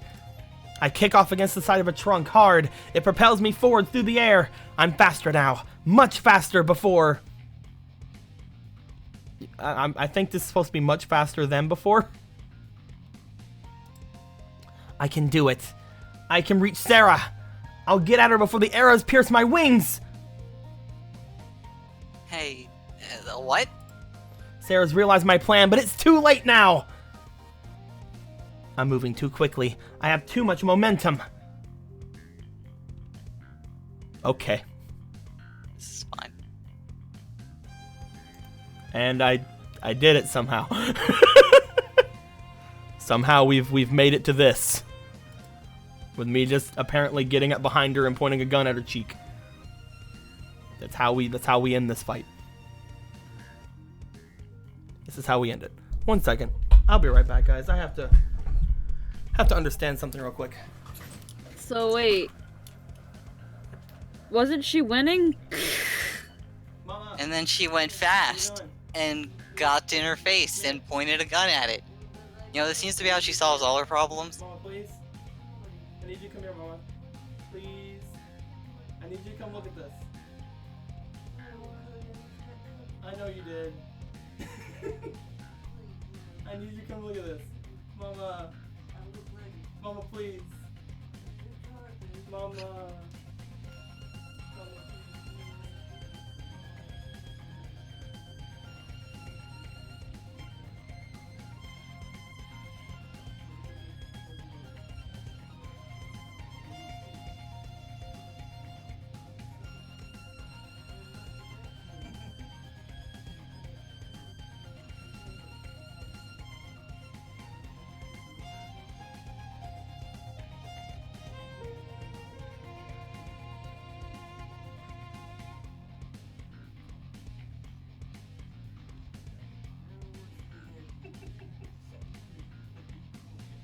So I just had to look back in the strain to make sure I read everything properly. So I'm supposed to believe that she was able to pull this off.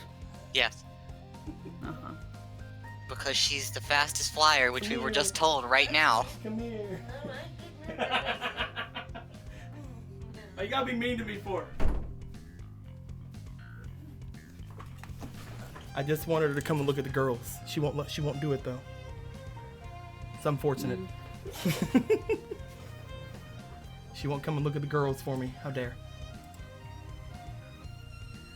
I grab hold of Sarah, my fingers digging around her side, and press the barrel of my gun against her cheek. The arrows rain down around us, gouging chunks of earth and dirt out of the grassy ground. Why'd they stop flying at her? Like, I'm guessing she stopped them from hitting them, but why would she? Plot armor. If they hit Sarah, they'll hurt her too. She has no choice but to summon a shield around us, protecting both of us from her attack. I mean... No, I think she's like the kind who would shoot herself to beat you. I mean, I would think so. Like, that's what I would do. It's like, oh, you're at me with a gun to my face? What is the better thing? To take us both out, or to have you win? Because you might take me out. So if you're going to take me out anyway, I'm going to take us both out. You know what I mean? That just seems like what I would do. This seems just like a poor decision on her part. Sarah inhales rapidly. Her chest rises and falls. Her whole body trembles. Sarah's pressed up so close against me I can hear the sound of her heart beating.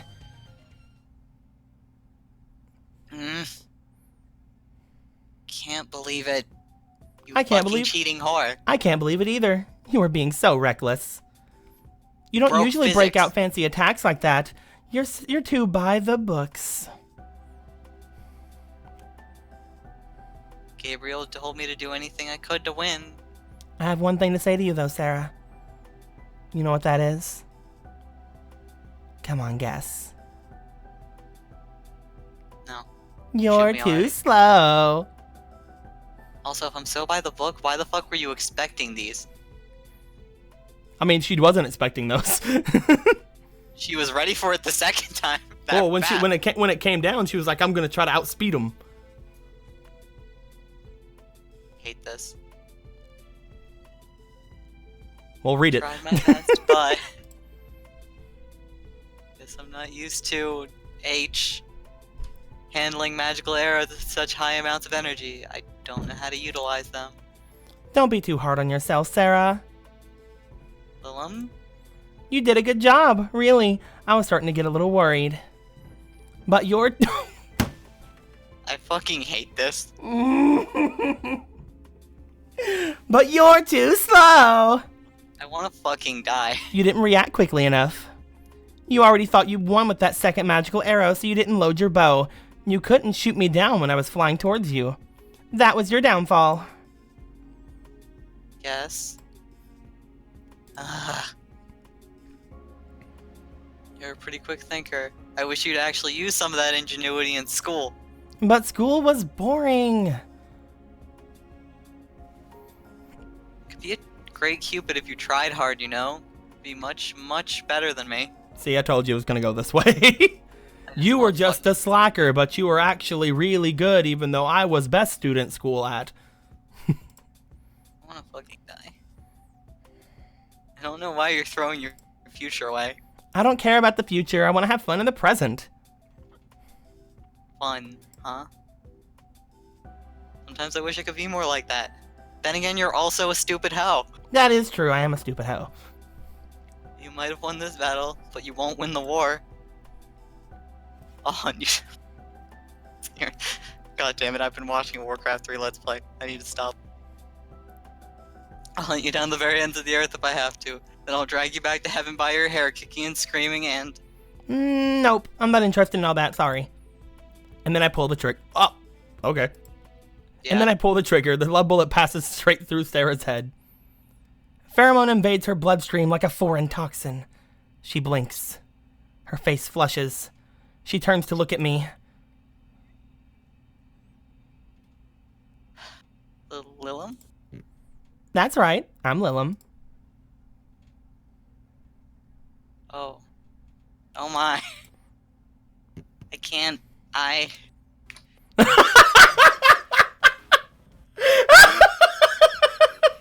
So you shot her too?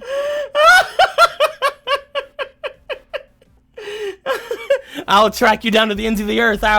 Yeah, no, let's not do that. I fucking hate her. I fucking hate this. This is fucking dumb. I fucking quit. Let Anthony do this.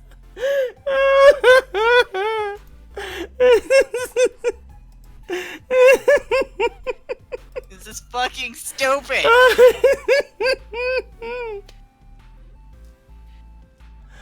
Oh god. Are we at 2 hours? We're almost at 2 hours, are we? I'm not stopping at 2 hours. I don't know why you thought we were stopping after 2 hours. So I want to do other things with my day than play shit. One, three. We're not even playing a game, we're reading. I can't believe we're standing this close together. The person I love more than anybody else in the world. Yeah, I get that a lot. After you shoot people. Oh, you smell so good. Please make it stop. I've heard that before too. You're so beautiful and charming and wonderful. I just die. Whoa. Let's have babies together. Jake, for the last time, we can't have babies together. Read the actual screen. Oh, that's what it says on the screen too. Babies? Now that's going a bit far. Just how strong are my love bullets anyway? Love arrows are effective against Cupids, but not to the same extent that they are in humans. The magic imbued within them tends to wear off pretty quickly, but maybe it's different with my love bullets. I wonder how long Sarah will be stuck in this lovey-dovey state. Well, it doesn't really matter. I should have more than enough time to make a speedy retreat. Please tell me. I love you so much, but you don't look at me with those longing, adoring eyes. Is there anything I can do to make you love me like I love you? You know, you'd think that they'd be immune to this stuff because they're Cupids. Yeah, what she just said, they should be somewhat immune to it. They should wear off really quick. But from what we learned in the last episode, her bullets, unbeknownst to her, are like a lot more effective because they're in a gun or some shit. So like we learned that last time. Yep. Any way I can earn your affection? Not, there's no meaning to this hollow, empty life of mine. I might as well die. You don't need to go that far, Sarah. What is with my love bullets and suicidal desires anyway? Maybe I should look into that. If you really want me to love you, the best thing you could do would be leaving me and Mitsuki in peace. Go back to heaven, that's all I ask. Go back to heaven? But then I won't be able to see your face again. It's a price you'll have to pay if you want my undying love, I guess. I see. I feel a little guilty about taking advantage of Sarah, but it's the only way I can get her off my back. I know I'm being underhanded, but all's fair in love and more. Maybe it's doubly fair if you combine the two? Oh, it's a harsh penalty to pay, but I understand. Absence does make the heart grow fonder after all, and perhaps if I go back to heaven and you remain on earth, your true feelings towards me shall awaken. That's right, Sarah. It doesn't hurt to try. Indeed. Then I shall do as you instructed, Lilum. They say if you love somebody, you should be willing to let them go, and that is precisely what I'll do now. Adieu, Lilum. I must depart, but I will think of you the whole time we are parted. And with that, Sarah vanishes in a flash of light. I sigh deeply and dissolve my gun into non-existence.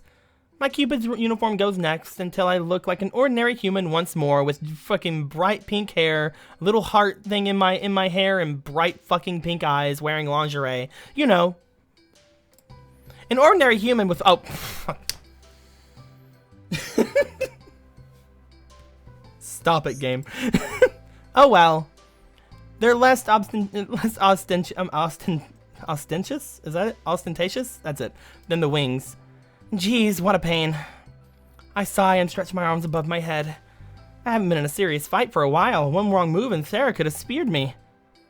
I managed to make it out unscathed this time, but what about next? I sent Sarah away from now, but that's only a temporary measure. Knowing her, she'll come back. If Lady Gabriel gave her official order to bring me back to heaven, she can't not come back. Sarah values her status as a Cupid too much. But does she value it more than our friendship? Huh. I better be on my guard from now on. Ever since I shot Mitsuki, my life has become incredibly complicated. And all I ever wanted to do on Earth was relax and eat snacks. Why must fate conspire against me like this? Why is everything so difficult? Because you keep shooting people and taking advantage of them. Are you alright, Mitsuki? I'm fine. I'm a little shaken about everything that happened at the park, though. I think anybody would be shaken by that. I just wanted to go on a nice, relaxing date with you. Sniff, sniff.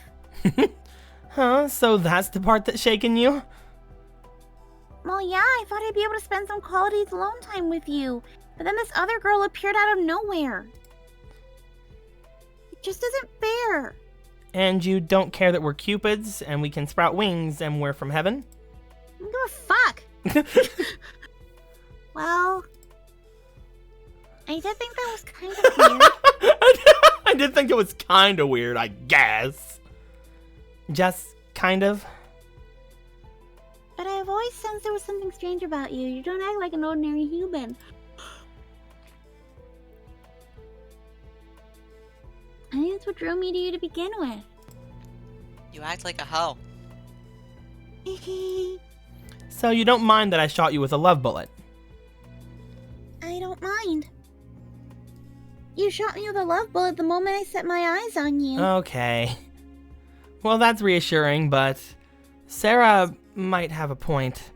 My love bullets are custom made. They're a lot stronger than the arrows Cupids usually use.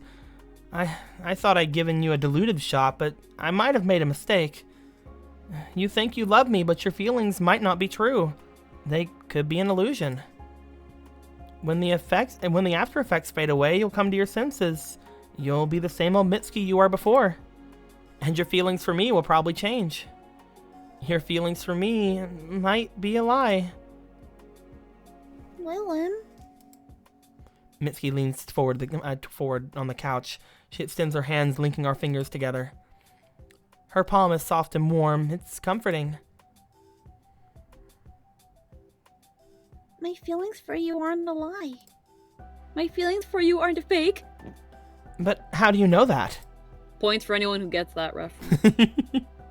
I'll admit, I did feel kind of funny at the cafe yesterday.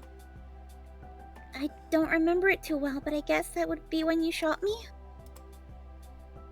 All of a sudden, I was hit with a desire to be honest for once in my life. I wanted to confess my feelings to you without hiding behind a mask. What you did was coerce me into confessing, but you didn't change my feelings. I loved you from the very beginning. You helped me be more open about it. I know myself better than anybody, and I know my feelings aren't a fake. They're not. I really have had more fun with you than I've ever had in the last few years of my life, and if anybody says it's not true, I'll tell them that they're wrong. Even if that person's you. You're fucking wrong, Willem. I don't love you. Wait, what? That's the exact opposite from what she was saying. Mitsuki. I stare at her in awe. I'm bitten. I find myself squeezing her fingers with my own. She really is strong. She's far, far stronger than I imagined. I want to stay with you, Willem. That's the truth.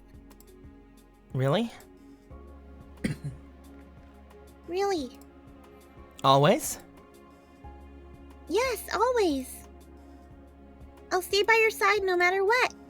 That's very reassuring to hear, but Sarah won't give up. She wants me to go back to heaven.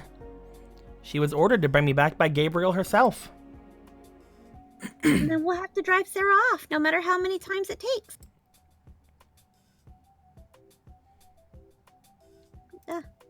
She was your friend at school, wasn't she? She should understand.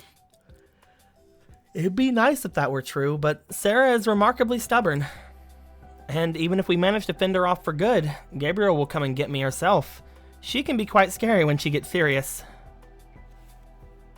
Then we'll fight her too. But Gabriel's one of the archangels who governs heaven. She's far stronger than me. I don't care. My love for you is stronger than anything. Can your love for me, like, shoot arrows or bullets or maybe make a sword or some sort of missile? Mitski. It isn't like you to give up, Lilim. You're not acting like the cool woman I know. Believe in yourself. Believe in my love for you. If we're together, we can do anything. Mitski. I find myself smiling before I can stop myself. Why does being with this silly human girl make my heart feel so light? Thank you, Mitski. I don't really want to go back to heaven, so I'll do my best, and I won't give up. I'm going to stay on Earth no matter what. It doesn't matter if Gabriel or even Raphael or Uriel or any of the other archangels try to pull me away. I'll fight them all if I have to. I think, finally, I found a place in this big, wide old world where I can be myself. Where I can be happy. Where I belong. Oh, that was a neat little scene. Uh-oh. Meanwhile, in the celestial office of Archangel Gabriel, one of the 7 overseers of heaven. So you let her escape. That's right, I'm very sorry, Lady Gabriel. It's only happened because of my own carelessness. Well, I'm glad you're willing to take up responsibility for your mistakes. But I am disappointed, Seraphim. You graduated from Cupid Academy with the highest grades in your cohort. Lilim was only barely able to scrape by. I'm pretty sure it's supposed to be and your cohort, Lilim. But I think they missed that one. You should have been able to apprehend her with relative ease. I know. It's all my fault. It's because I made a mistake. I didn't realize how cunning she is. How cunning she can be. Her grades across the board were lower than average. She doesn't seem to be particularly intelligent. Because Lilim... Blech! It's because Lilim's lazy. She's smart, I've always known that, but she's never bothered applying herself. She made fucking guns. Until she went to Earth and met that human girl. Ah, yes. The human girl. Tell me, how much does she know? Okay, you probably shouldn't tell her that you're the one that told her most everything else. It's Sarah. all her fault. She told her fucking everything. I tried to stop her. Oh my god. I tried to stop her. I was disgusted. Well, about that. Seems the girl didn't know that much. So, Lilim didn't tell her about her true identity? Nope, she didn't. I didn't think the girl knew anything about heaven or Cupids until... Until... we started fighting in front of her. Yeah, I didn't say shit. Till I descended to Earth to apprehend Lilim. So, you engaged in combat with Lilim in front of a human. Yes. I must say, Sarah, that doesn't sound like you. I did tell you to bring Lilim back by any means possible, but I thought you'd be a bit more careful. I'm sorry. It was foolish of me. Please spank me only with your hand and not the barbed wire again. I understand how close Lilim was. I underestimated how close Lilim would be to the human girl. They were nigh inseparable. And Lilim even used her magic to protect that girl during our fight. It was like she really cared about her or something. Fucking crazy, I know. Maybe that's why she was fighting so hard. Man, I love staring at a frozen screen. There it is. I didn't expect her to take it so seriously. Lilim's never taken anything seriously before, so why Why that girl? That is something you'll have to uncover for yourself. If it is true that this human girl was largely ignorant about heaven until you intervened, then you have committed a grave offense. Uh-oh. You'll never be promoted to an angel if you continue to act so carelessly. Oh, Lady Gabriel, I'm sorry. Apologies mean little. Words are empty. What I want is action.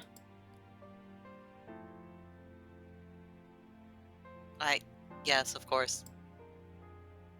It's now of the utmost concern that you bring Lilin back.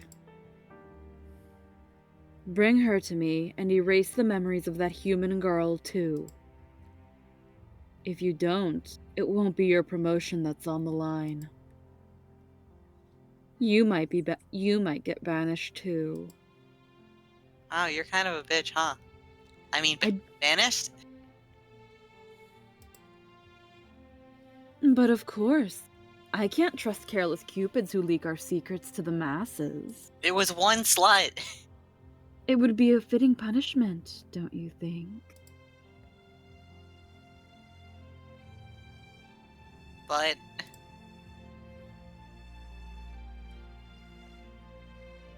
I graduated from Cupid Academy at the top of my class. I've always applied myself seriously and diligently. And I was just following your orders. I tried my best, but Lilum got the better of me. Then you'd better work doubly hard in the future. Believe me, it pains me to say this too. You're one of heaven's shining beacons. You're a wonderful woman, but... do not let me down again. Otherwise, there'll be hell to pay. Yes, of course. I'll make preparations to apprehend Lilum right away. And fucking fail again. Good. See to it that you do.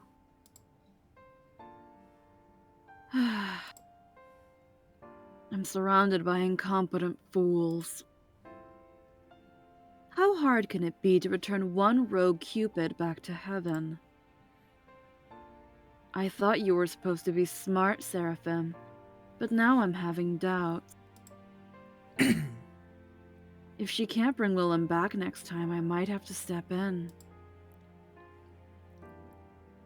Maybe the old saying is true. If you want something done right, you have to do it yourself.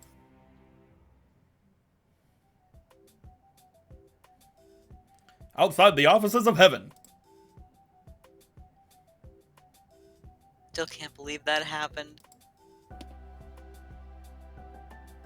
How did I let Lilum get the better of me? She might be more a creative fighter than I am, and her weapons are more powerful, but I have more experience in combat. She didn't even fucking use her gun during that fight, bitch. How are you guys taught to fight? She's the more she has more combat experience. We're in the Great Cupid War where we killed all the gnomes. The Great Cupid battle where we fucking eradicated all the gnomes. Buckle on, gnomes. They were the first to go. Yo, little Mino wouldn't have protested so fiercely. She's always been so lazy. Maybe I underestimated her. Fucking Christ, you've said that like 5 times. There must be a reason she's so determined during our fight. Ugh. That human girl. Mitsuki, was it? Wonder what their relationship is really like. Mom fought me to protect Mitsuki. She gave it everything she had. Her eyes were blazing. She was so passionate. Why can't she fuck me? Never seen her look that serious before.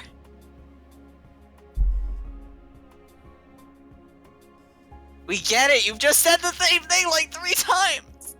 Is it all because of that human girl? Not fair. Lilum's only known her for a few months. What's so special about that girl anyway? Doesn't look so special to me, and I've known Lilum longer.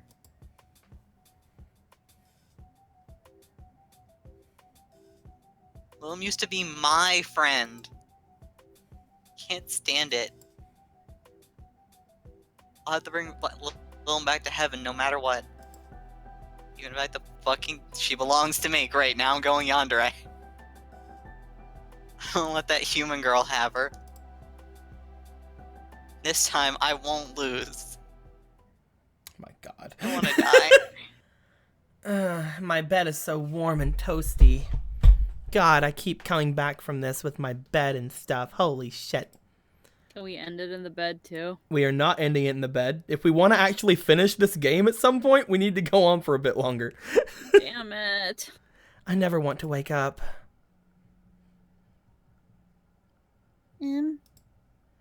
Just 5 more minutes. Lilum? I said just 5 more minutes. Lilum? Oh, come on, Mitsuki. I already said I only want 5 more minutes. Ah!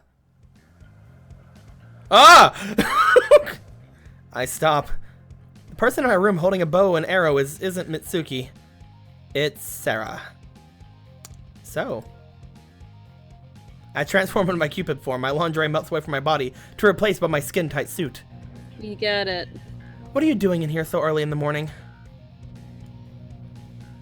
I came to retrieve you as soon as I could under Lady Gabriel's orders. Oh, how sweet. You're that desperate to see me, huh? Shut up. How'd you even get inside my room? I glanced at the window. It's open. I must have forgotten to lock it last night. Did you seriously fly up to my room while I was asleep? What of it? It's kind of creepy. I hope you weren't staring at me while I was asleep. As if I'd do something like that. I wasn't thinking about how unusually pretty you were when you were keeping your mouth shut for more than 5 minutes or anything. Sure. Sarah isn't really that good at lying, is she? She's so inept at the art of falsehood, it's kind of adorable.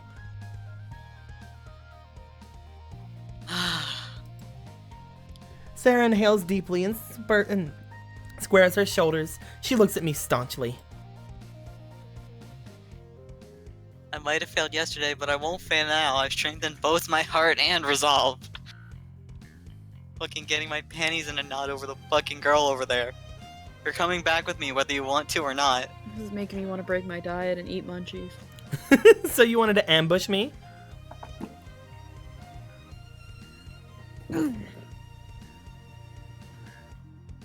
That's right. You know, this tactic would have been a lot more effective if you hadn't woke me up first. Why didn't you incapacitate me while I was asleep? You were asleep. You were already incapacitated.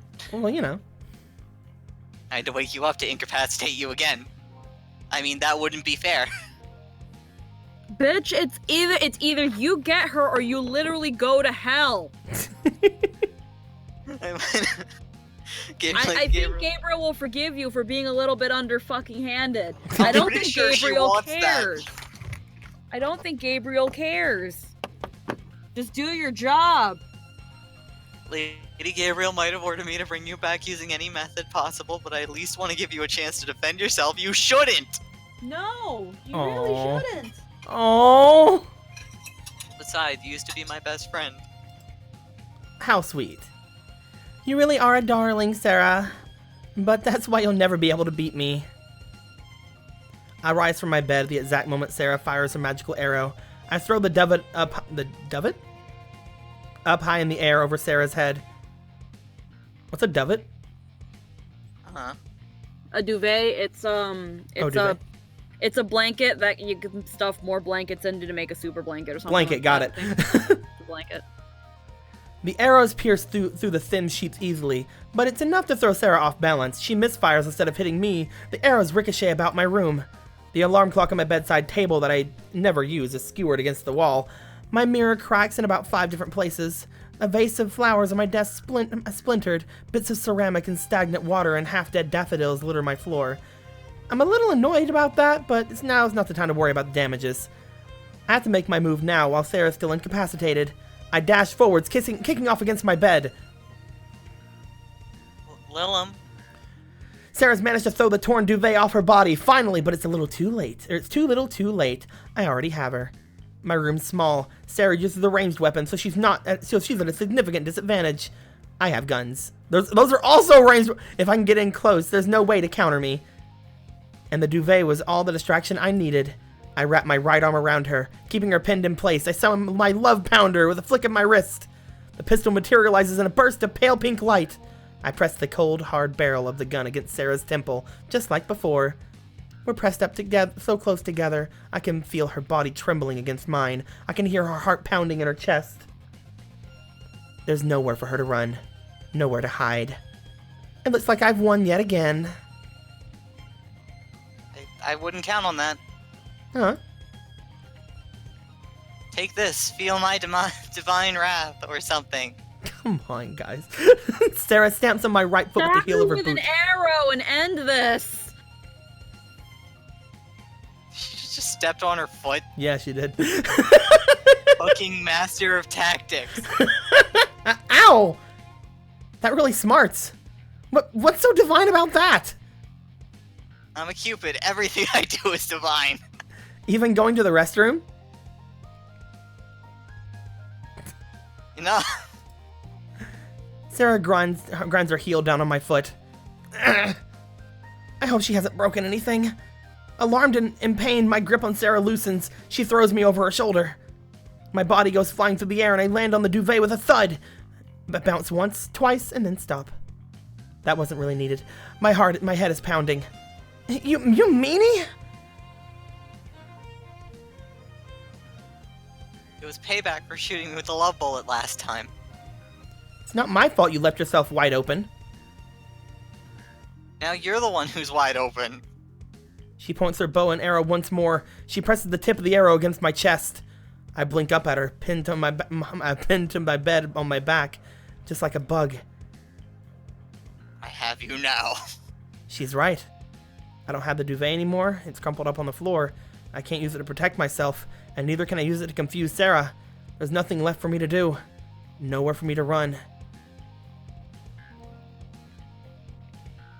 You put up a good fight, but it's clear who the victor is. Just fucking shoot her and end it because the other chick's just gonna get involved. And I'll lie back and accept defeat. You mean you're gonna shoot me with that thing? You've shot me! Of course.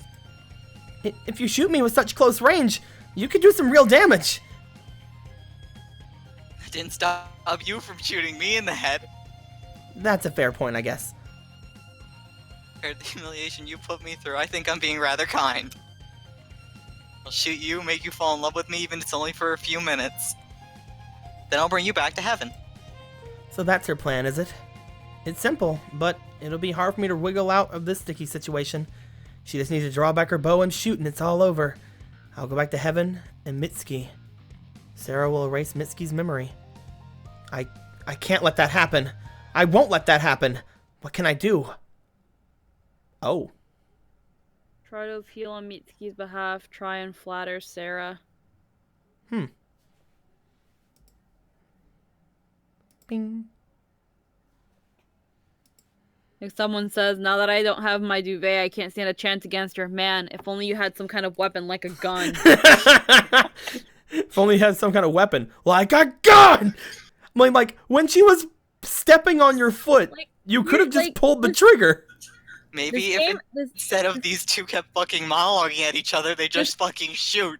This is why I can never take a Sakura game seriously, because it pulls these. It has these. I think the ass biggest pulls. thing we can say is Sakura games shouldn't do action scenes. Well, not only Absolutely. just that, it's that, or at least in this game mainly, I'm seeing it's just the moments of just pure ass pulls and stupidity on top of predictability and trope and tropiness, like flat one-dimensional. It's just so bad. The only character I care about is Gabriel. Try and That's flatter because she's Sarah free. or try to appeal to Mitsuki's behalf. I think if we're going to be going on doing a somewhat harem-y route, we should do the flatter Sarah part. Go Yeah. for it. Well, I always knew this day would come. What are you talking about? It was obvious if we ever fought seriously, you beat me. I mean, you always beat me at school.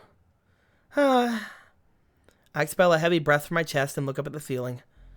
I was no match for you after all. My cheap tricks couldn't compare to your level of skill. I should have known. Well, Sarah shifts slightly. Her grip on her bow slackens.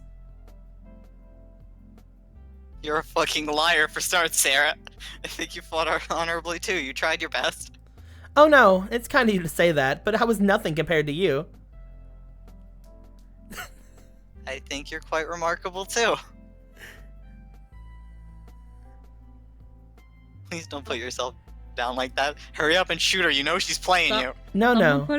Someone put in the chat, wait, Squeaky, you took the soccer game seriously. Like, I just put in the chat, it's not about not taking the game seriously. It's about having some freaking, like, integrity, I guess? Instead of just pumping out garbage, knowing that you're pumping out garbage and being content with that because there will be someone that will buy your garbage. Either way, let's keep going. No, I deserve to be castigated. Castigated? Is that a word? Anyway. Yes. I was I think foolish so, to yeah. ever try and stand against you. Ellipses. Sarah looks at me. She blinks. She's starting to waver. I said she firmed up her resolve, but I wonder. If I push a little harder, maybe I can make it crack. If I could, I'd go back in time. I'd agree to go back with you to heaven. I'd agree to go back with you in a heartbeat if we could avoid the humiliation. Oh, well, do you really mean it? That's right. You're a fucking liar. If I return to heaven, which now I see that I must, I'd prefer to go up on my own volition as your equal. Rather than your puppet, my mind controlled by lust. And now the finishing blow. We used to be best friends once, didn't we, Sarah? That's right, we were best friends. Then, will you do me this one favor? Will you put down your bow and let me go back to heaven with you, side by side, like the friends we once were? I don't want to be apprehended like a criminal. Well, Sarah shifts. She bites her lower lip. What a cutie. She really is pure. Maybe she's too pure. and what about the human girl? What about her? Thought you cared for her. You defended her yesterday, and you seemed rather opposed to the idea of having her memories being wiped. Don't you care about what happens to her? Don't be silly, Sarah. I care about you much, much more than any silly human girl. Oh, no. Well, if you're sure. Slowly, very slowly, Sarah retracts her bow. She moves the tip of the arrow away from my chest and lets her weapon dissolve into a shower of particles. Here. With a small smile, Sarah sends her hand towards me. Can you stand? Thank you, Sarah. I accept her hand tremulously. Thank you for being such a good friend, and... My eyes flash. Thank you for being so easy to trick. Yeah. Sarah squeals in alarm. With one movement, I summon my pistol from thin air and press it against Sarah's temple. You tricked me. That's right, now hold still. I don't give Sarah a chance to fight back this time. My foot still smarts from earlier, and I don't want her stamping on the other one. I won't let her. It's still smarts from earlier? Yeah, she said smarts earlier. Yeah, she said my foot still smarts from earlier. I think she meant it still hurts from earlier, but yeah. Well, But them smarts is a phrase. yeah. I'm not sure if it still works for that, but I don't you know. think it works for phrase. this. And the smarts is supposed to be like, ow, that's smarts, you know? It's Yeah. basically another way of saying hurts. Without mercy, I pressed my finger against the trigger. More kying. Ah! And then I fired yet another love bullet into Sarah's head. It's gonna cause brain damage. Can't believe it. I lost again. Slice it was just like put nothing personal, kid. Sarah sits on the couch of the living room, staring at her feet. She sniffs. The effects of the love bullet have long since wore off, but she still hasn't gone back to heaven yet. I wonder why. Maybe she's given up? For the past half hour, she's been sitting on my couch, quietly despairing. It's kind of creepy, actually. Do you think she'll be alright? I'm not sure. Sarah's always been pretty serious. If she scored anything other than a perfect in her exams, she took it to heart. Losing to me not once, but twice must have been quite a blow to her self-esteem. Which is, from what I recall, already pretty fragile. It's hopeless. I'm a useless failure of a Cupid. Can't believe I screwed up. I had a perfect chance and I ruined it. But what would Lady Gabriel say? How can I face her now? Can't go back to heaven like this, because I'm gonna get fucking banished. Hey, Sarah, are you alright?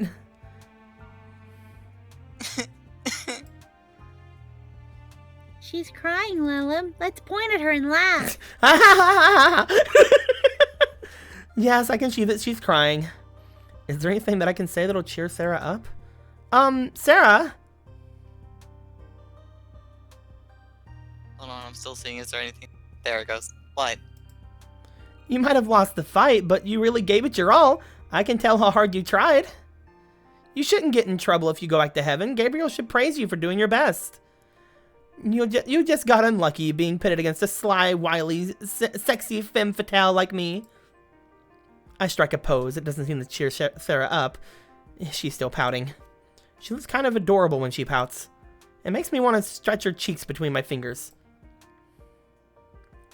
You're wrong, Willem. Like, super fucking wrong. Huh? You mean I'm not sexy? No, not about that. Like, girl, wow.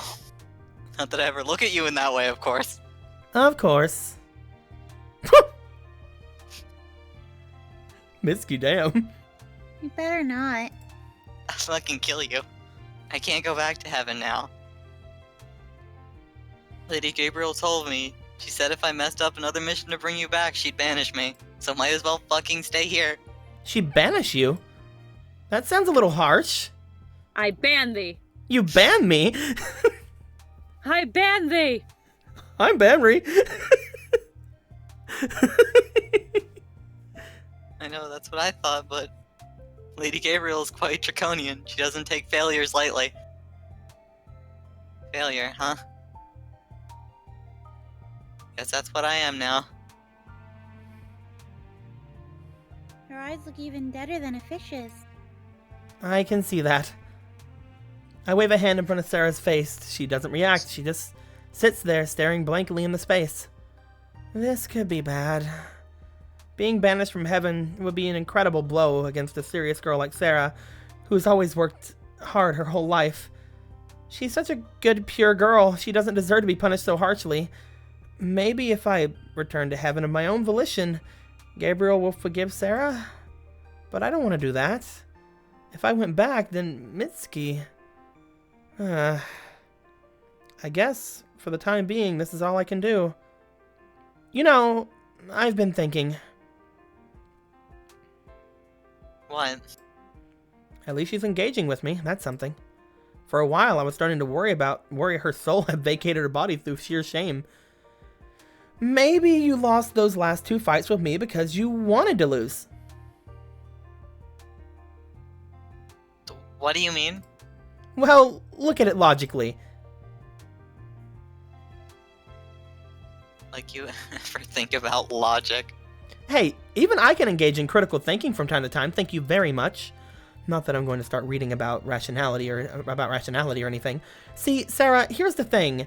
We've been friends for a long time, right? Ever since we were little kids. Remember how we used to race around the clouds back in grade school and catch little doves in the air, and even when we got into trouble? Catching doves wasn't my idea, it was yours. But you still went along with it, even though we were scolded by Uriel. Well, even though it was against the rules, it was kind of fun, I guess. You see? We've had lots of fun times together, and that's why you don't want to beat me.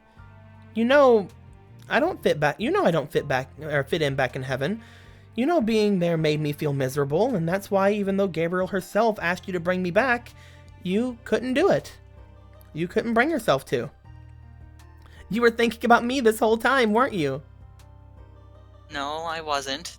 Sure. This girl is such a bad liar, it's almost painful. But I have to thank you, Sarah. For being useless? For being conscientious? Conscientious, I think. Conscientious, my bad. It's because you care about me and our friendship that you didn't drive me back to heaven, and I appreciate it a lot. I owe you one. Whatever. It's not like I want you in my debt. I mean, what good is it going to do me now? Not even allowed back in my own home. You might not be allowed back in your home in heaven, but you're more than welcome to stay here. Are you sure? You really think that's a good idea, Lilim? I like how she's constantly had the same face every time Sarah's in the shots. It's always like, get this bitch out of here. This girl tried to kidnap you by force, not just once, but twice. Plus, she wants to erase my memories. For all we know, this could be a clever ploy. What if she's plotting against us? Sarah isn't the kind to plot. She's not underhanded enough. Sarah's the kind of girl who will announce her arrival even when she's trying to pull off a surprise attack because she can't stand the idea of being unfair. To put it bluntly, she has a lot of book smarts, but no common sense. Hey, that's mean. But you didn't say it was untrue. Fuck you.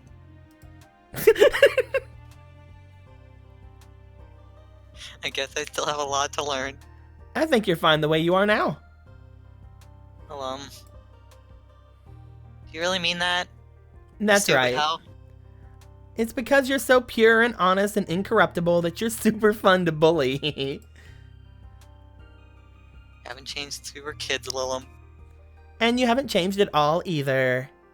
That's why I'm asking you to stay here. It's because I trust you after all those years.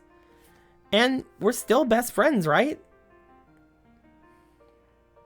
Well, I guess you're right, even though you fucking used that to fucking play me.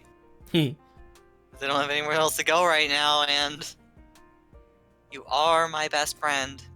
Great, then it's decided. I beam brightly and clap my hands together. You don't mind, do you, Mitsuki? Well, this is your house. If you really want to let this girl stay here, I suppose I can't argue. You can do what you want, but... But what? You better be careful, Sarah. Mitsuki grabs a saucepan. Where did she pull that from exactly? And points it at Sarah's direction. If you dare do anything to hurt me or Lilim, I'll make you pay in blood. Fucking Christ. Don't you think you're going a bit too far? Too far? Not at all. I'm doing this because I love you, Because of love you. Okay. I'm doing this because I love you, Lilim. I won't let anybody hurt you. If this Sarah girl lays a finger on you, I'll break it clean off. Oh, God. Christ. Okay, that's a little creepy. Maybe I should keep an eye on Mitsuki from now on. I don't want her to do anything illegal. Oh, no. I'm just gonna bring back the CG. Reusing CGs happens sometimes. I haven't actually seen that in soccer games too many times. Speaking of potentially illegal things. Oh, God. Oh no. Here you go, Sarah. Eat up. What is this exactly? It's a delicious homemade omelet. Omelet, you say? Not familiar with the food you humans eat on Earth, but I didn't know an omelet was supposed to look like this. It's my own original recipe. You're trying to fucking kill her. Original, Certainly looks unique. alive. I poured my heart and soul into making this just for you. I thought you didn't trust me. I don't, but I do trust Lillian's judgment. Any friend of hers is, of course, a friend of mine, and I wanted to welcome you to our group. Now you must be hungry. Please feel free to dig in. Are you sure this is alright? Of course I'm sure. I made it just for you. And I'm very thankful, but, well... What do you think, Lilum? Sarah looks at me for guidance. I swear I can see a comically oversized droplet of sweat rolling down her brow, and I can't say I blame her. Mitsuki's cooking hasn't improved over the last day. If anything, it's gotten worse. It would be charitable to call Mitsuki's meal an omelet at all. It's not even remotely recognizable as a food substance. Most of it's charred black, that is not black, and bits of it are flecked with green, purple, and even yellow. A truly foul smell arises from Mitsuki's concoction. When I squint, I swear I can see a fish head poking out from beneath the folds of the unappetizing mush. This must have been like the scene that they gave the artist. Yeah. I'm not sure how Mitsuki managed to create something so hideous, but it's kind of impressive. Is she really trying to welcome Sarah to our family, or is she trying to punish her for getting between us? I don't know. But I do know that the sweet smile on Mitsuki's face is nothing short of terrifying. Maybe I should give Sarah some advice before she falls foul of a horrible fate. Falls foul of a horrible fate. Okay. Hey, it's time for saving again. Let's save right here.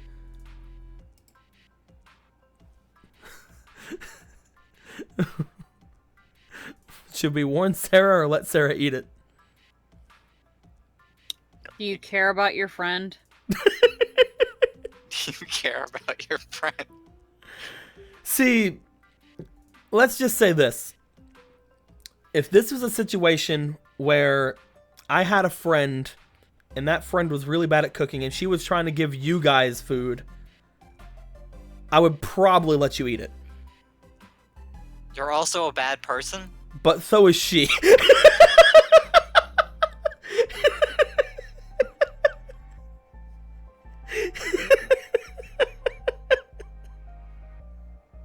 This is true. What do you guys Question think? Is this a point scenario? Does choosing this fucking matter? This is definitely a point scenario. This actually seems like a point scenario where it actually finally seems like, hey, pick one of these things and whichever girl gets the point. This is actually, oddly enough, this is probably the most important decision we've made so far. I feel like I want to say Warner. You guys want to warn Sarah? I'd say warn her. Let's warn Sarah of the unspeakable horrors of the omelet. Good Samaritan, we got an achievement. Yeah, I wouldn't eat that if I were you.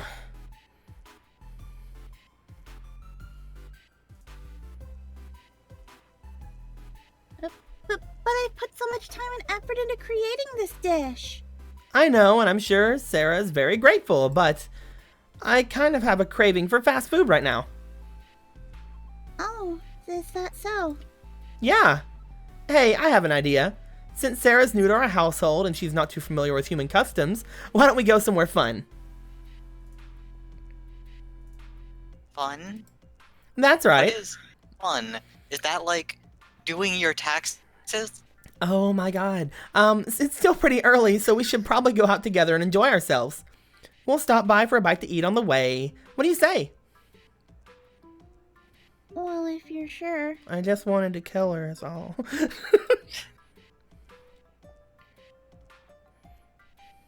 It seems like a shame to waste the omelet, though. Oh. Maybe I'll wrap it up and put it in the fridge for another day. Was she actually... Wait. Did she actually, like, think that it was good? I don't know. That's right, you do that, Mitsuki. But don't blame me if it happens to go missing in the middle of the night. Sarah looks at me, her eyes wide with gratitude. When she rises from the table with faulty steps, the smell of omelet must have left an impact. She whispers, Thank you. under her breath. Thank you. I guess that's one causality reverted. I've done a good deed. I've done my good deed for the day.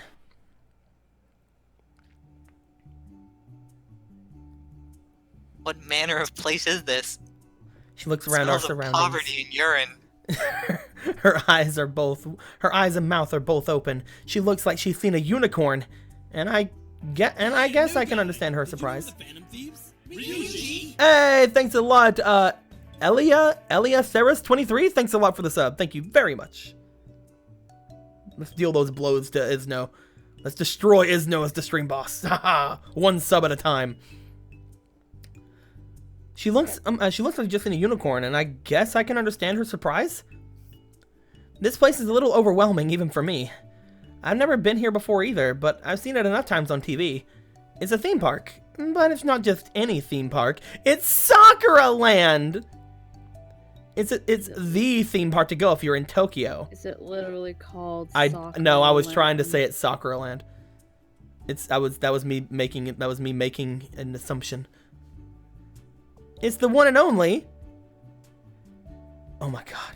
Isn't it obvious? We're at Destiny Land. Isn't That's that even fucking worse. Isn't that what they call it in fucking Persona? I don't know. Jake, isn't that what they call it in Persona? I think it is. Persona's gonna sue some bitches. I want to go look that up now.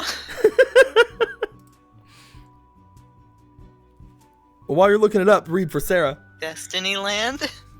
We're only at the entrance plaza, but I can hear the shrill screams of crowds being jerked about on roller coasters from the distance. Cheery music pipes through the air. People in animal costumes welcome us to the park. A young girl lets go of her balloon and starts sniffing as it flies away through the azure sky. Destiny Land. The land of hopes and dreams. But Sarah looks completely out of her element.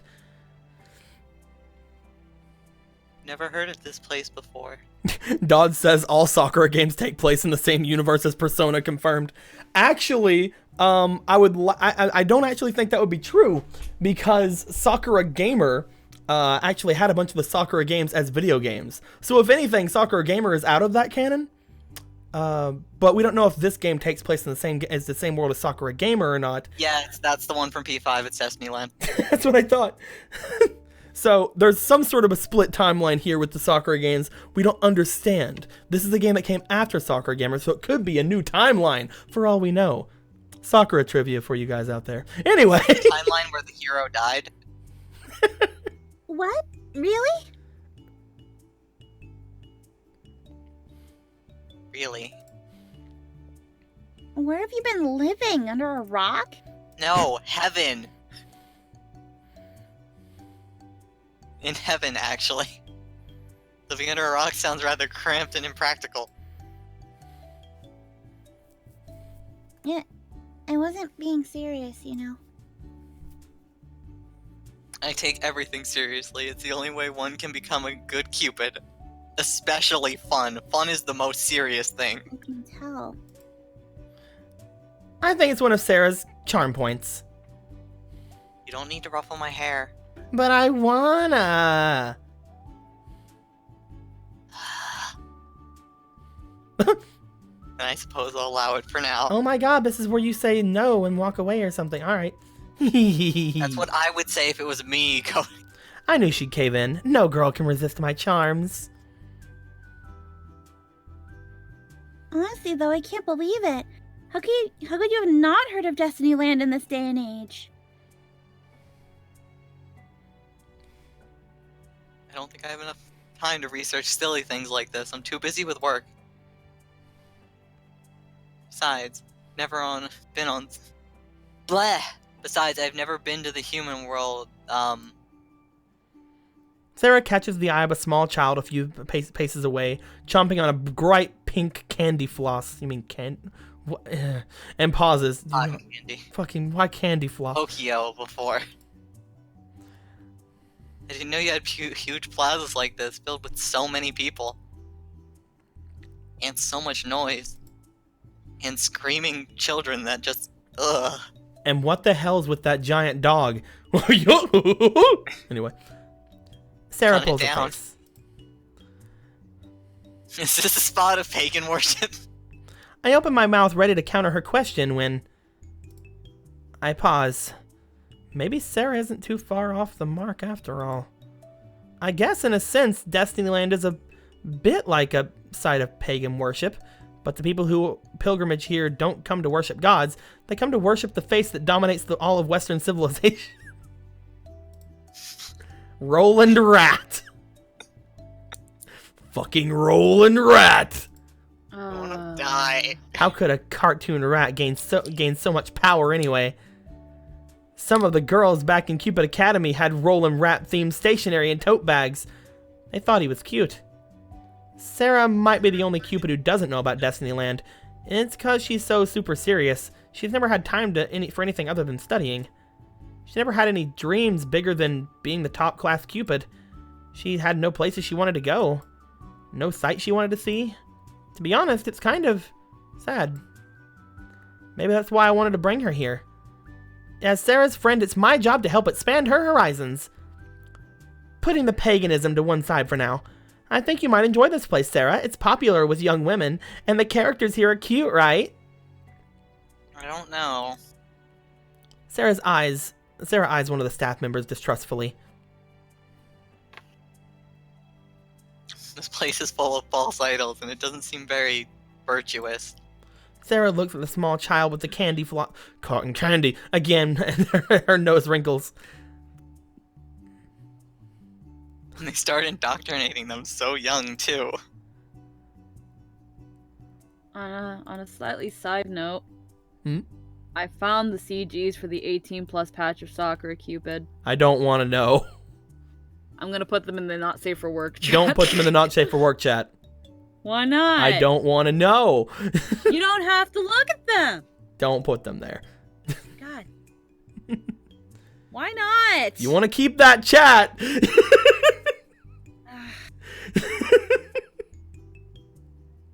Fine. Then if anyone wants them, they can message me on Discord. There you go. I don't like posting images of games that are new just because you guys don't like them. I still think that people, especially people in the Discord who want to buy the game, should buy the game for it. It's free. The patches are free, aren't The they? patches are free. Sakura Cupid is not. I have to buy the game to buy the porn. That's why I don't like stuff like that. I say this because I found a whole database of every CG from the Sakura game. And they can find them if they want to go look for it. Blue has put foot down. Anyway, Mitsuki's talking. I don't know what you're talking about, but this isn't an evil place. In fact, it's the happiest place on Earth. And how can that be quantified exactly? This isn't a church. It's all over the advertisement. Everybody knows that. Well, I don't...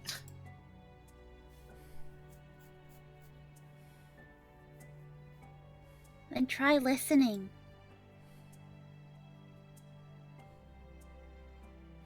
Hold on. People are asking for links. Oh my god. In Destinyland, I completely understand. In Destinyland, the staff dress up as characters from Destiny movies, and there are lots of rides and delicious food. It's amazing. I've always wanted to come here ever since I was a little girl. But my parents didn't really have the money. Thank you for bringing me here, Lilim. Mitsuki takes hold of my hands on her own. Our fingers loop together, her eyes are bright and shining like shooting stars, and her face is flushed.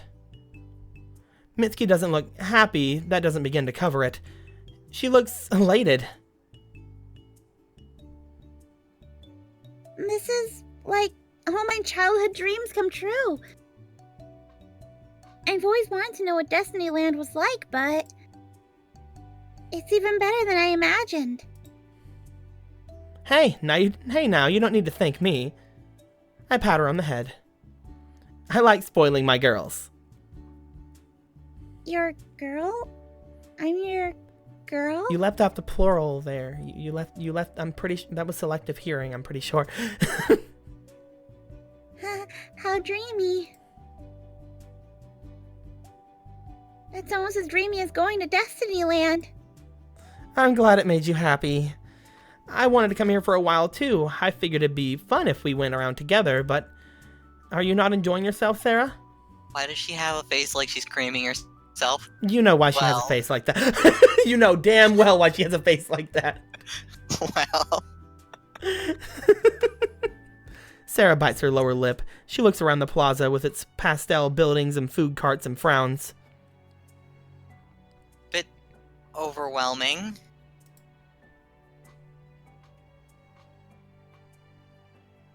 I've never been anywhere like this before, and there are so many people. I empty a styrofoam cup. An empty styrofoam cup, still leaking coffee, bounces along the ground. It hits Sarah's shoe and comes to a sudden halt. There's a lot of litter, too. I don't know if this is my kind of place. It's a bit too much for me. You might not like it, but it's exactly my kind of place. I'm super happy we came here. You would love a place that smells like urine and is full of paganism. Mitski loops her arm through mine and squeezes against my side. If you don't like it, Sarah, you can just go home. I want to explore the park with Lilith. Isn't that for the best? Wouldn't it make everybody happy? Holy shit. Well, I... never been to a place like this before, and I admit I am somewhat curious. I like exploring new places and learning about new things. It helps the mind develop. I don't want to be Ignorant. ignorant. Okay, I was just staring at an eye. I'm going to live here now. I can't afford to be ignorant. Knowledge is power. Knowledge is power! Gee, I'm interested, but don't want to look around on my own. If you think I would be a bother, then I can always leave. Oh my. Maybe you should. I don't want anybody interrupting my lovey-dovey time with Lilith.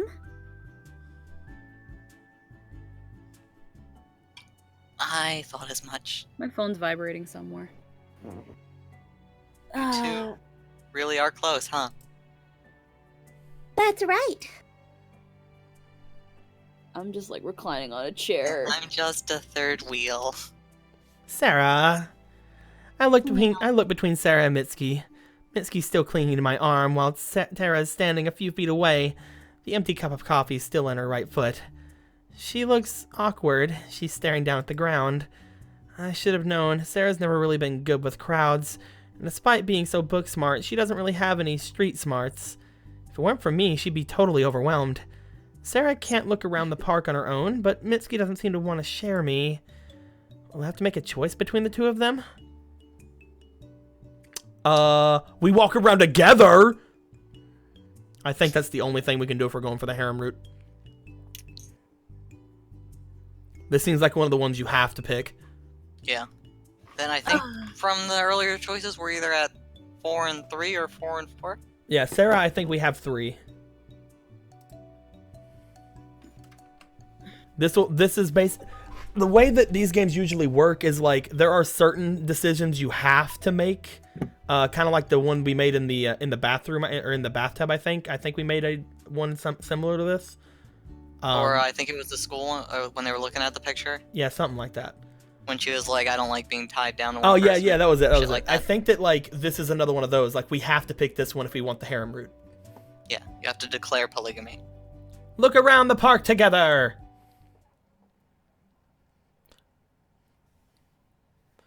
And so we ended up like this. Ugh, I feel ill. What's wrong? Can't you handle a little excitement? Are you I mean, that if we're fucking gonna boring? if we're gonna be over here, like why not put us in the middle or something? Yeah, shouldn't you be between your hosts? Like, if we're not going to be on the left where the normal protagonist area is, why not just put us in the middle since these two are obviously, like, on either side of us, probably. I don't mind excitement. Now, there's a lie if I ever heard one. But that thing wasn't exciting. It was horrible.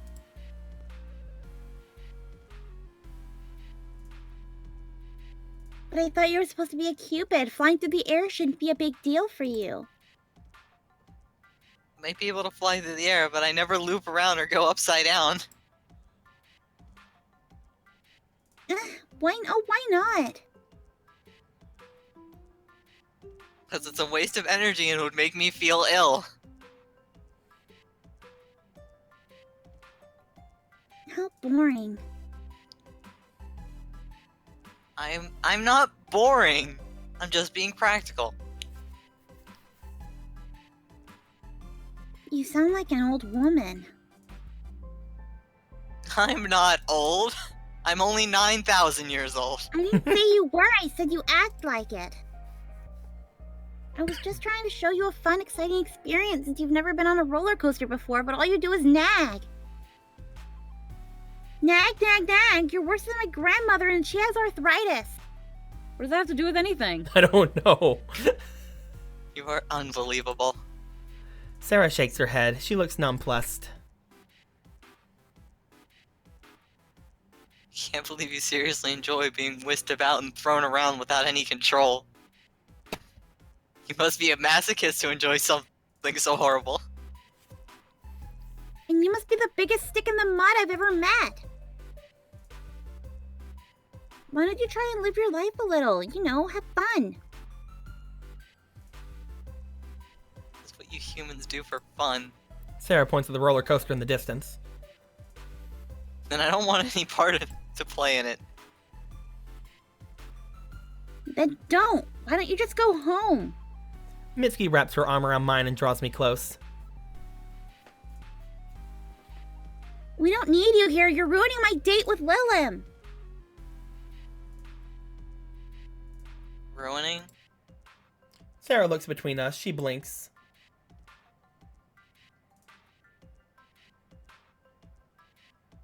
Not ruining anything, am I?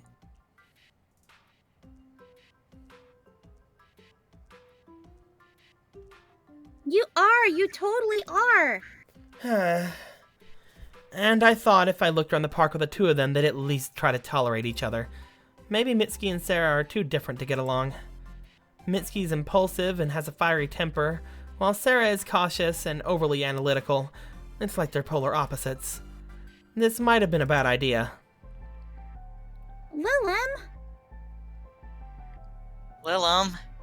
Now they're both shouting at me. What am I, a preschool teacher?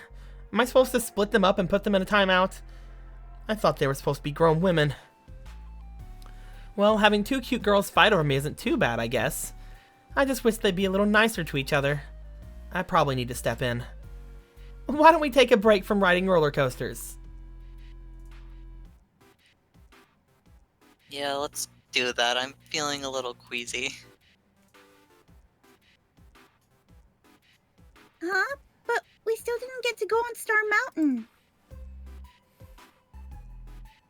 Good, I'd rather pull out my own fingernails than wait in line for another hour for the immense privilege of feeling ill.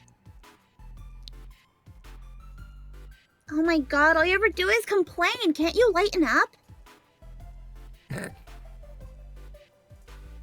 You shouldn't take the Lord's name in vain. Punishable offense in heaven. Like I care. Err. Mm. Err. They're growling at each other. If they keep gritting their teeth together, they'll sand them down. Look, girls, it isn't fair if we're only going to do things you want to do, Mitsu. But I wanted to come here since I was a kid. I know, and I don't want to spoil your fun, but Sarah is with us too. If she doesn't like roller coasters, we shouldn't force her to go on them. Well, maybe you're right. Why don't we go to the big rides together and Sarah can carry our bags? You're really not helping. Doesn't sound like fun at all. That isn't fair either. Maybe we should do something we can all enjoy. Oh, like what? Well, Tunnel. oh, this is the Ferris wheel? I think we're on Yeah, the I'm Ferris guessing. wheel. Yep. I think we're on the Ferris wheel, boys! Let's get the big shot first. It's the big shot on the screen. There we go. Go back to the layout. Good, good, good. We all on that Ferris wheel. Being all cute. Yep. And that's how we ended up on the Ferris wheel. The three of us are cramped together in one compartment. There isn't much room, so we'll have to squeeze in together. Mitsuki's on my left side, Sarah on my right. There's another side to a Ferris wheel compartment. We've only Yeah, been there on the is. thing a few minutes, but we're already high up in the air. When I turn my head, I can see the whole theme park stretched out below me. The wind runs through my hair. It's cool and refreshing. This is a tiny fucking Ferris wheel. I'm guessing because we're choosing this route and not hanging out with Sarah, we just missed out on Sarah's CG, which is one of her holding a teddy bear that they shared on Twitter. Oh, that's cute. That's when you find out she likes fluffy, cute things. Well, unfortunately, when you go for the harem routes, you miss some of the cute ones. Mm-hmm. I'm in my human form, so I don't have wings, but it feels almost like I'm flying. Wow. Sarah Your stares. tits are huge. Yeah, they are. I think yours are bigger though, so you might like look down. Wow.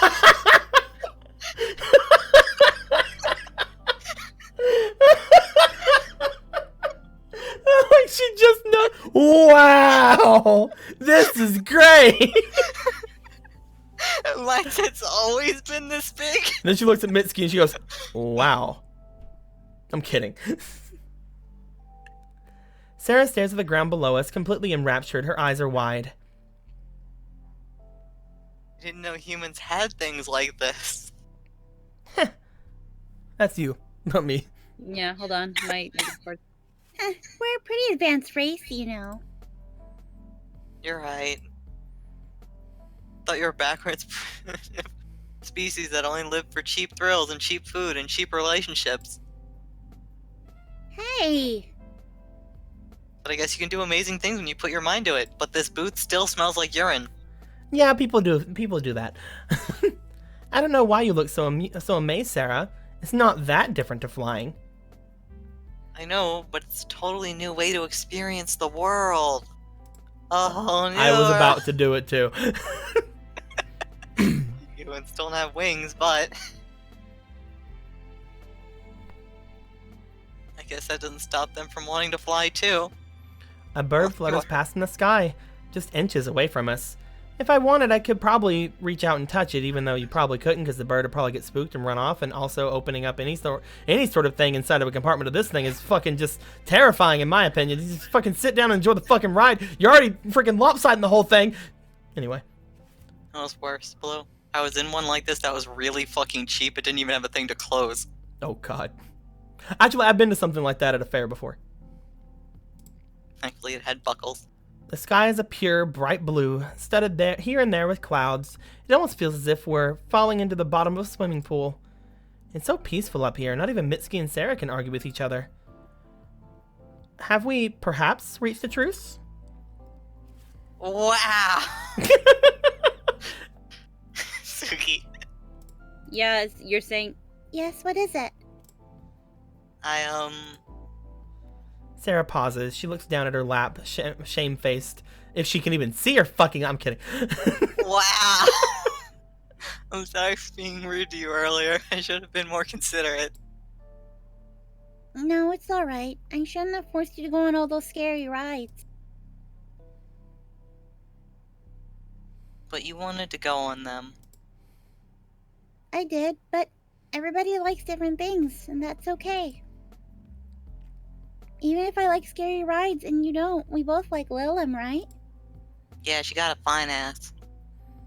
Well, it's not like I like her that much, but she isn't bad, I guess. Girls, I'm right here. Not bad, huh? That's high praise coming from you.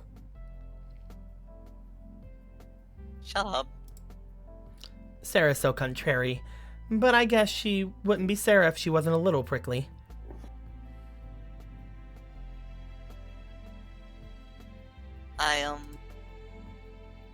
I guess we do have one or two things in common after all.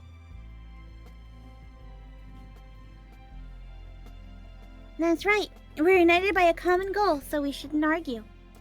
Happened that ass. Let's try to get on. All right? You know, she can't escape from this booth if we took her now. Wait, is that supposed to be like, is that supposed to be get on? I don't know. I think it's supposed to be let's get along, but you know, Like, let's get on. soccer It's game. like, it's that thing if they're using certain like turns of phrases like that's smarts, but they're using them out of the like context of normally used, and it makes it weird. Right. I exhaled softly. I guess the more soft version of it. Finally, these two have managed to become, maybe not friends, but acquaintances. Allies? And all it took was a slow, lazy trip suspended in the sky. Wow. By the time I'm ready to leave Destiny Land, the sky is starting to turn dark. Fireworks explode in the sky, which signal the imminent closing of the park. You know, I played a free game recently, called Cinderella. It's a really good game. People want to go fucking look at a pretty cool game on the thing. So it's Cinderella Phenomenon, and one of the biggest things that I thought of from it was a free game, but it had day-night stuff to it. It had a bunch of CGs to it. You could have at least made a night version if we're in the night, you know? Yeah. There could have been some darker textures here. The crowds thinned out considerably over the course of the sky, and it's a lot quieter now, almost eerily so. I mean, come on, it's not like the Sakura games don't make enough for that. The cheerful music has stopped. Been going down. Now I can hear the sound of the wind gently rocking the trees that dart the plaza. I think it might rain soon, too. Maybe there'll be a storm tonight? At least it was sunny for most of the day. I guess the park will be closing in a few minutes. I'm a little sad the day is over already, but at the same time, I'm glad I had such a good time. I've never been to a theme park before, so it's definitely an experience. Human culture is so interesting. I just hope these happy, relaxing days can continue without end. But unfortunately, good things don't last forever.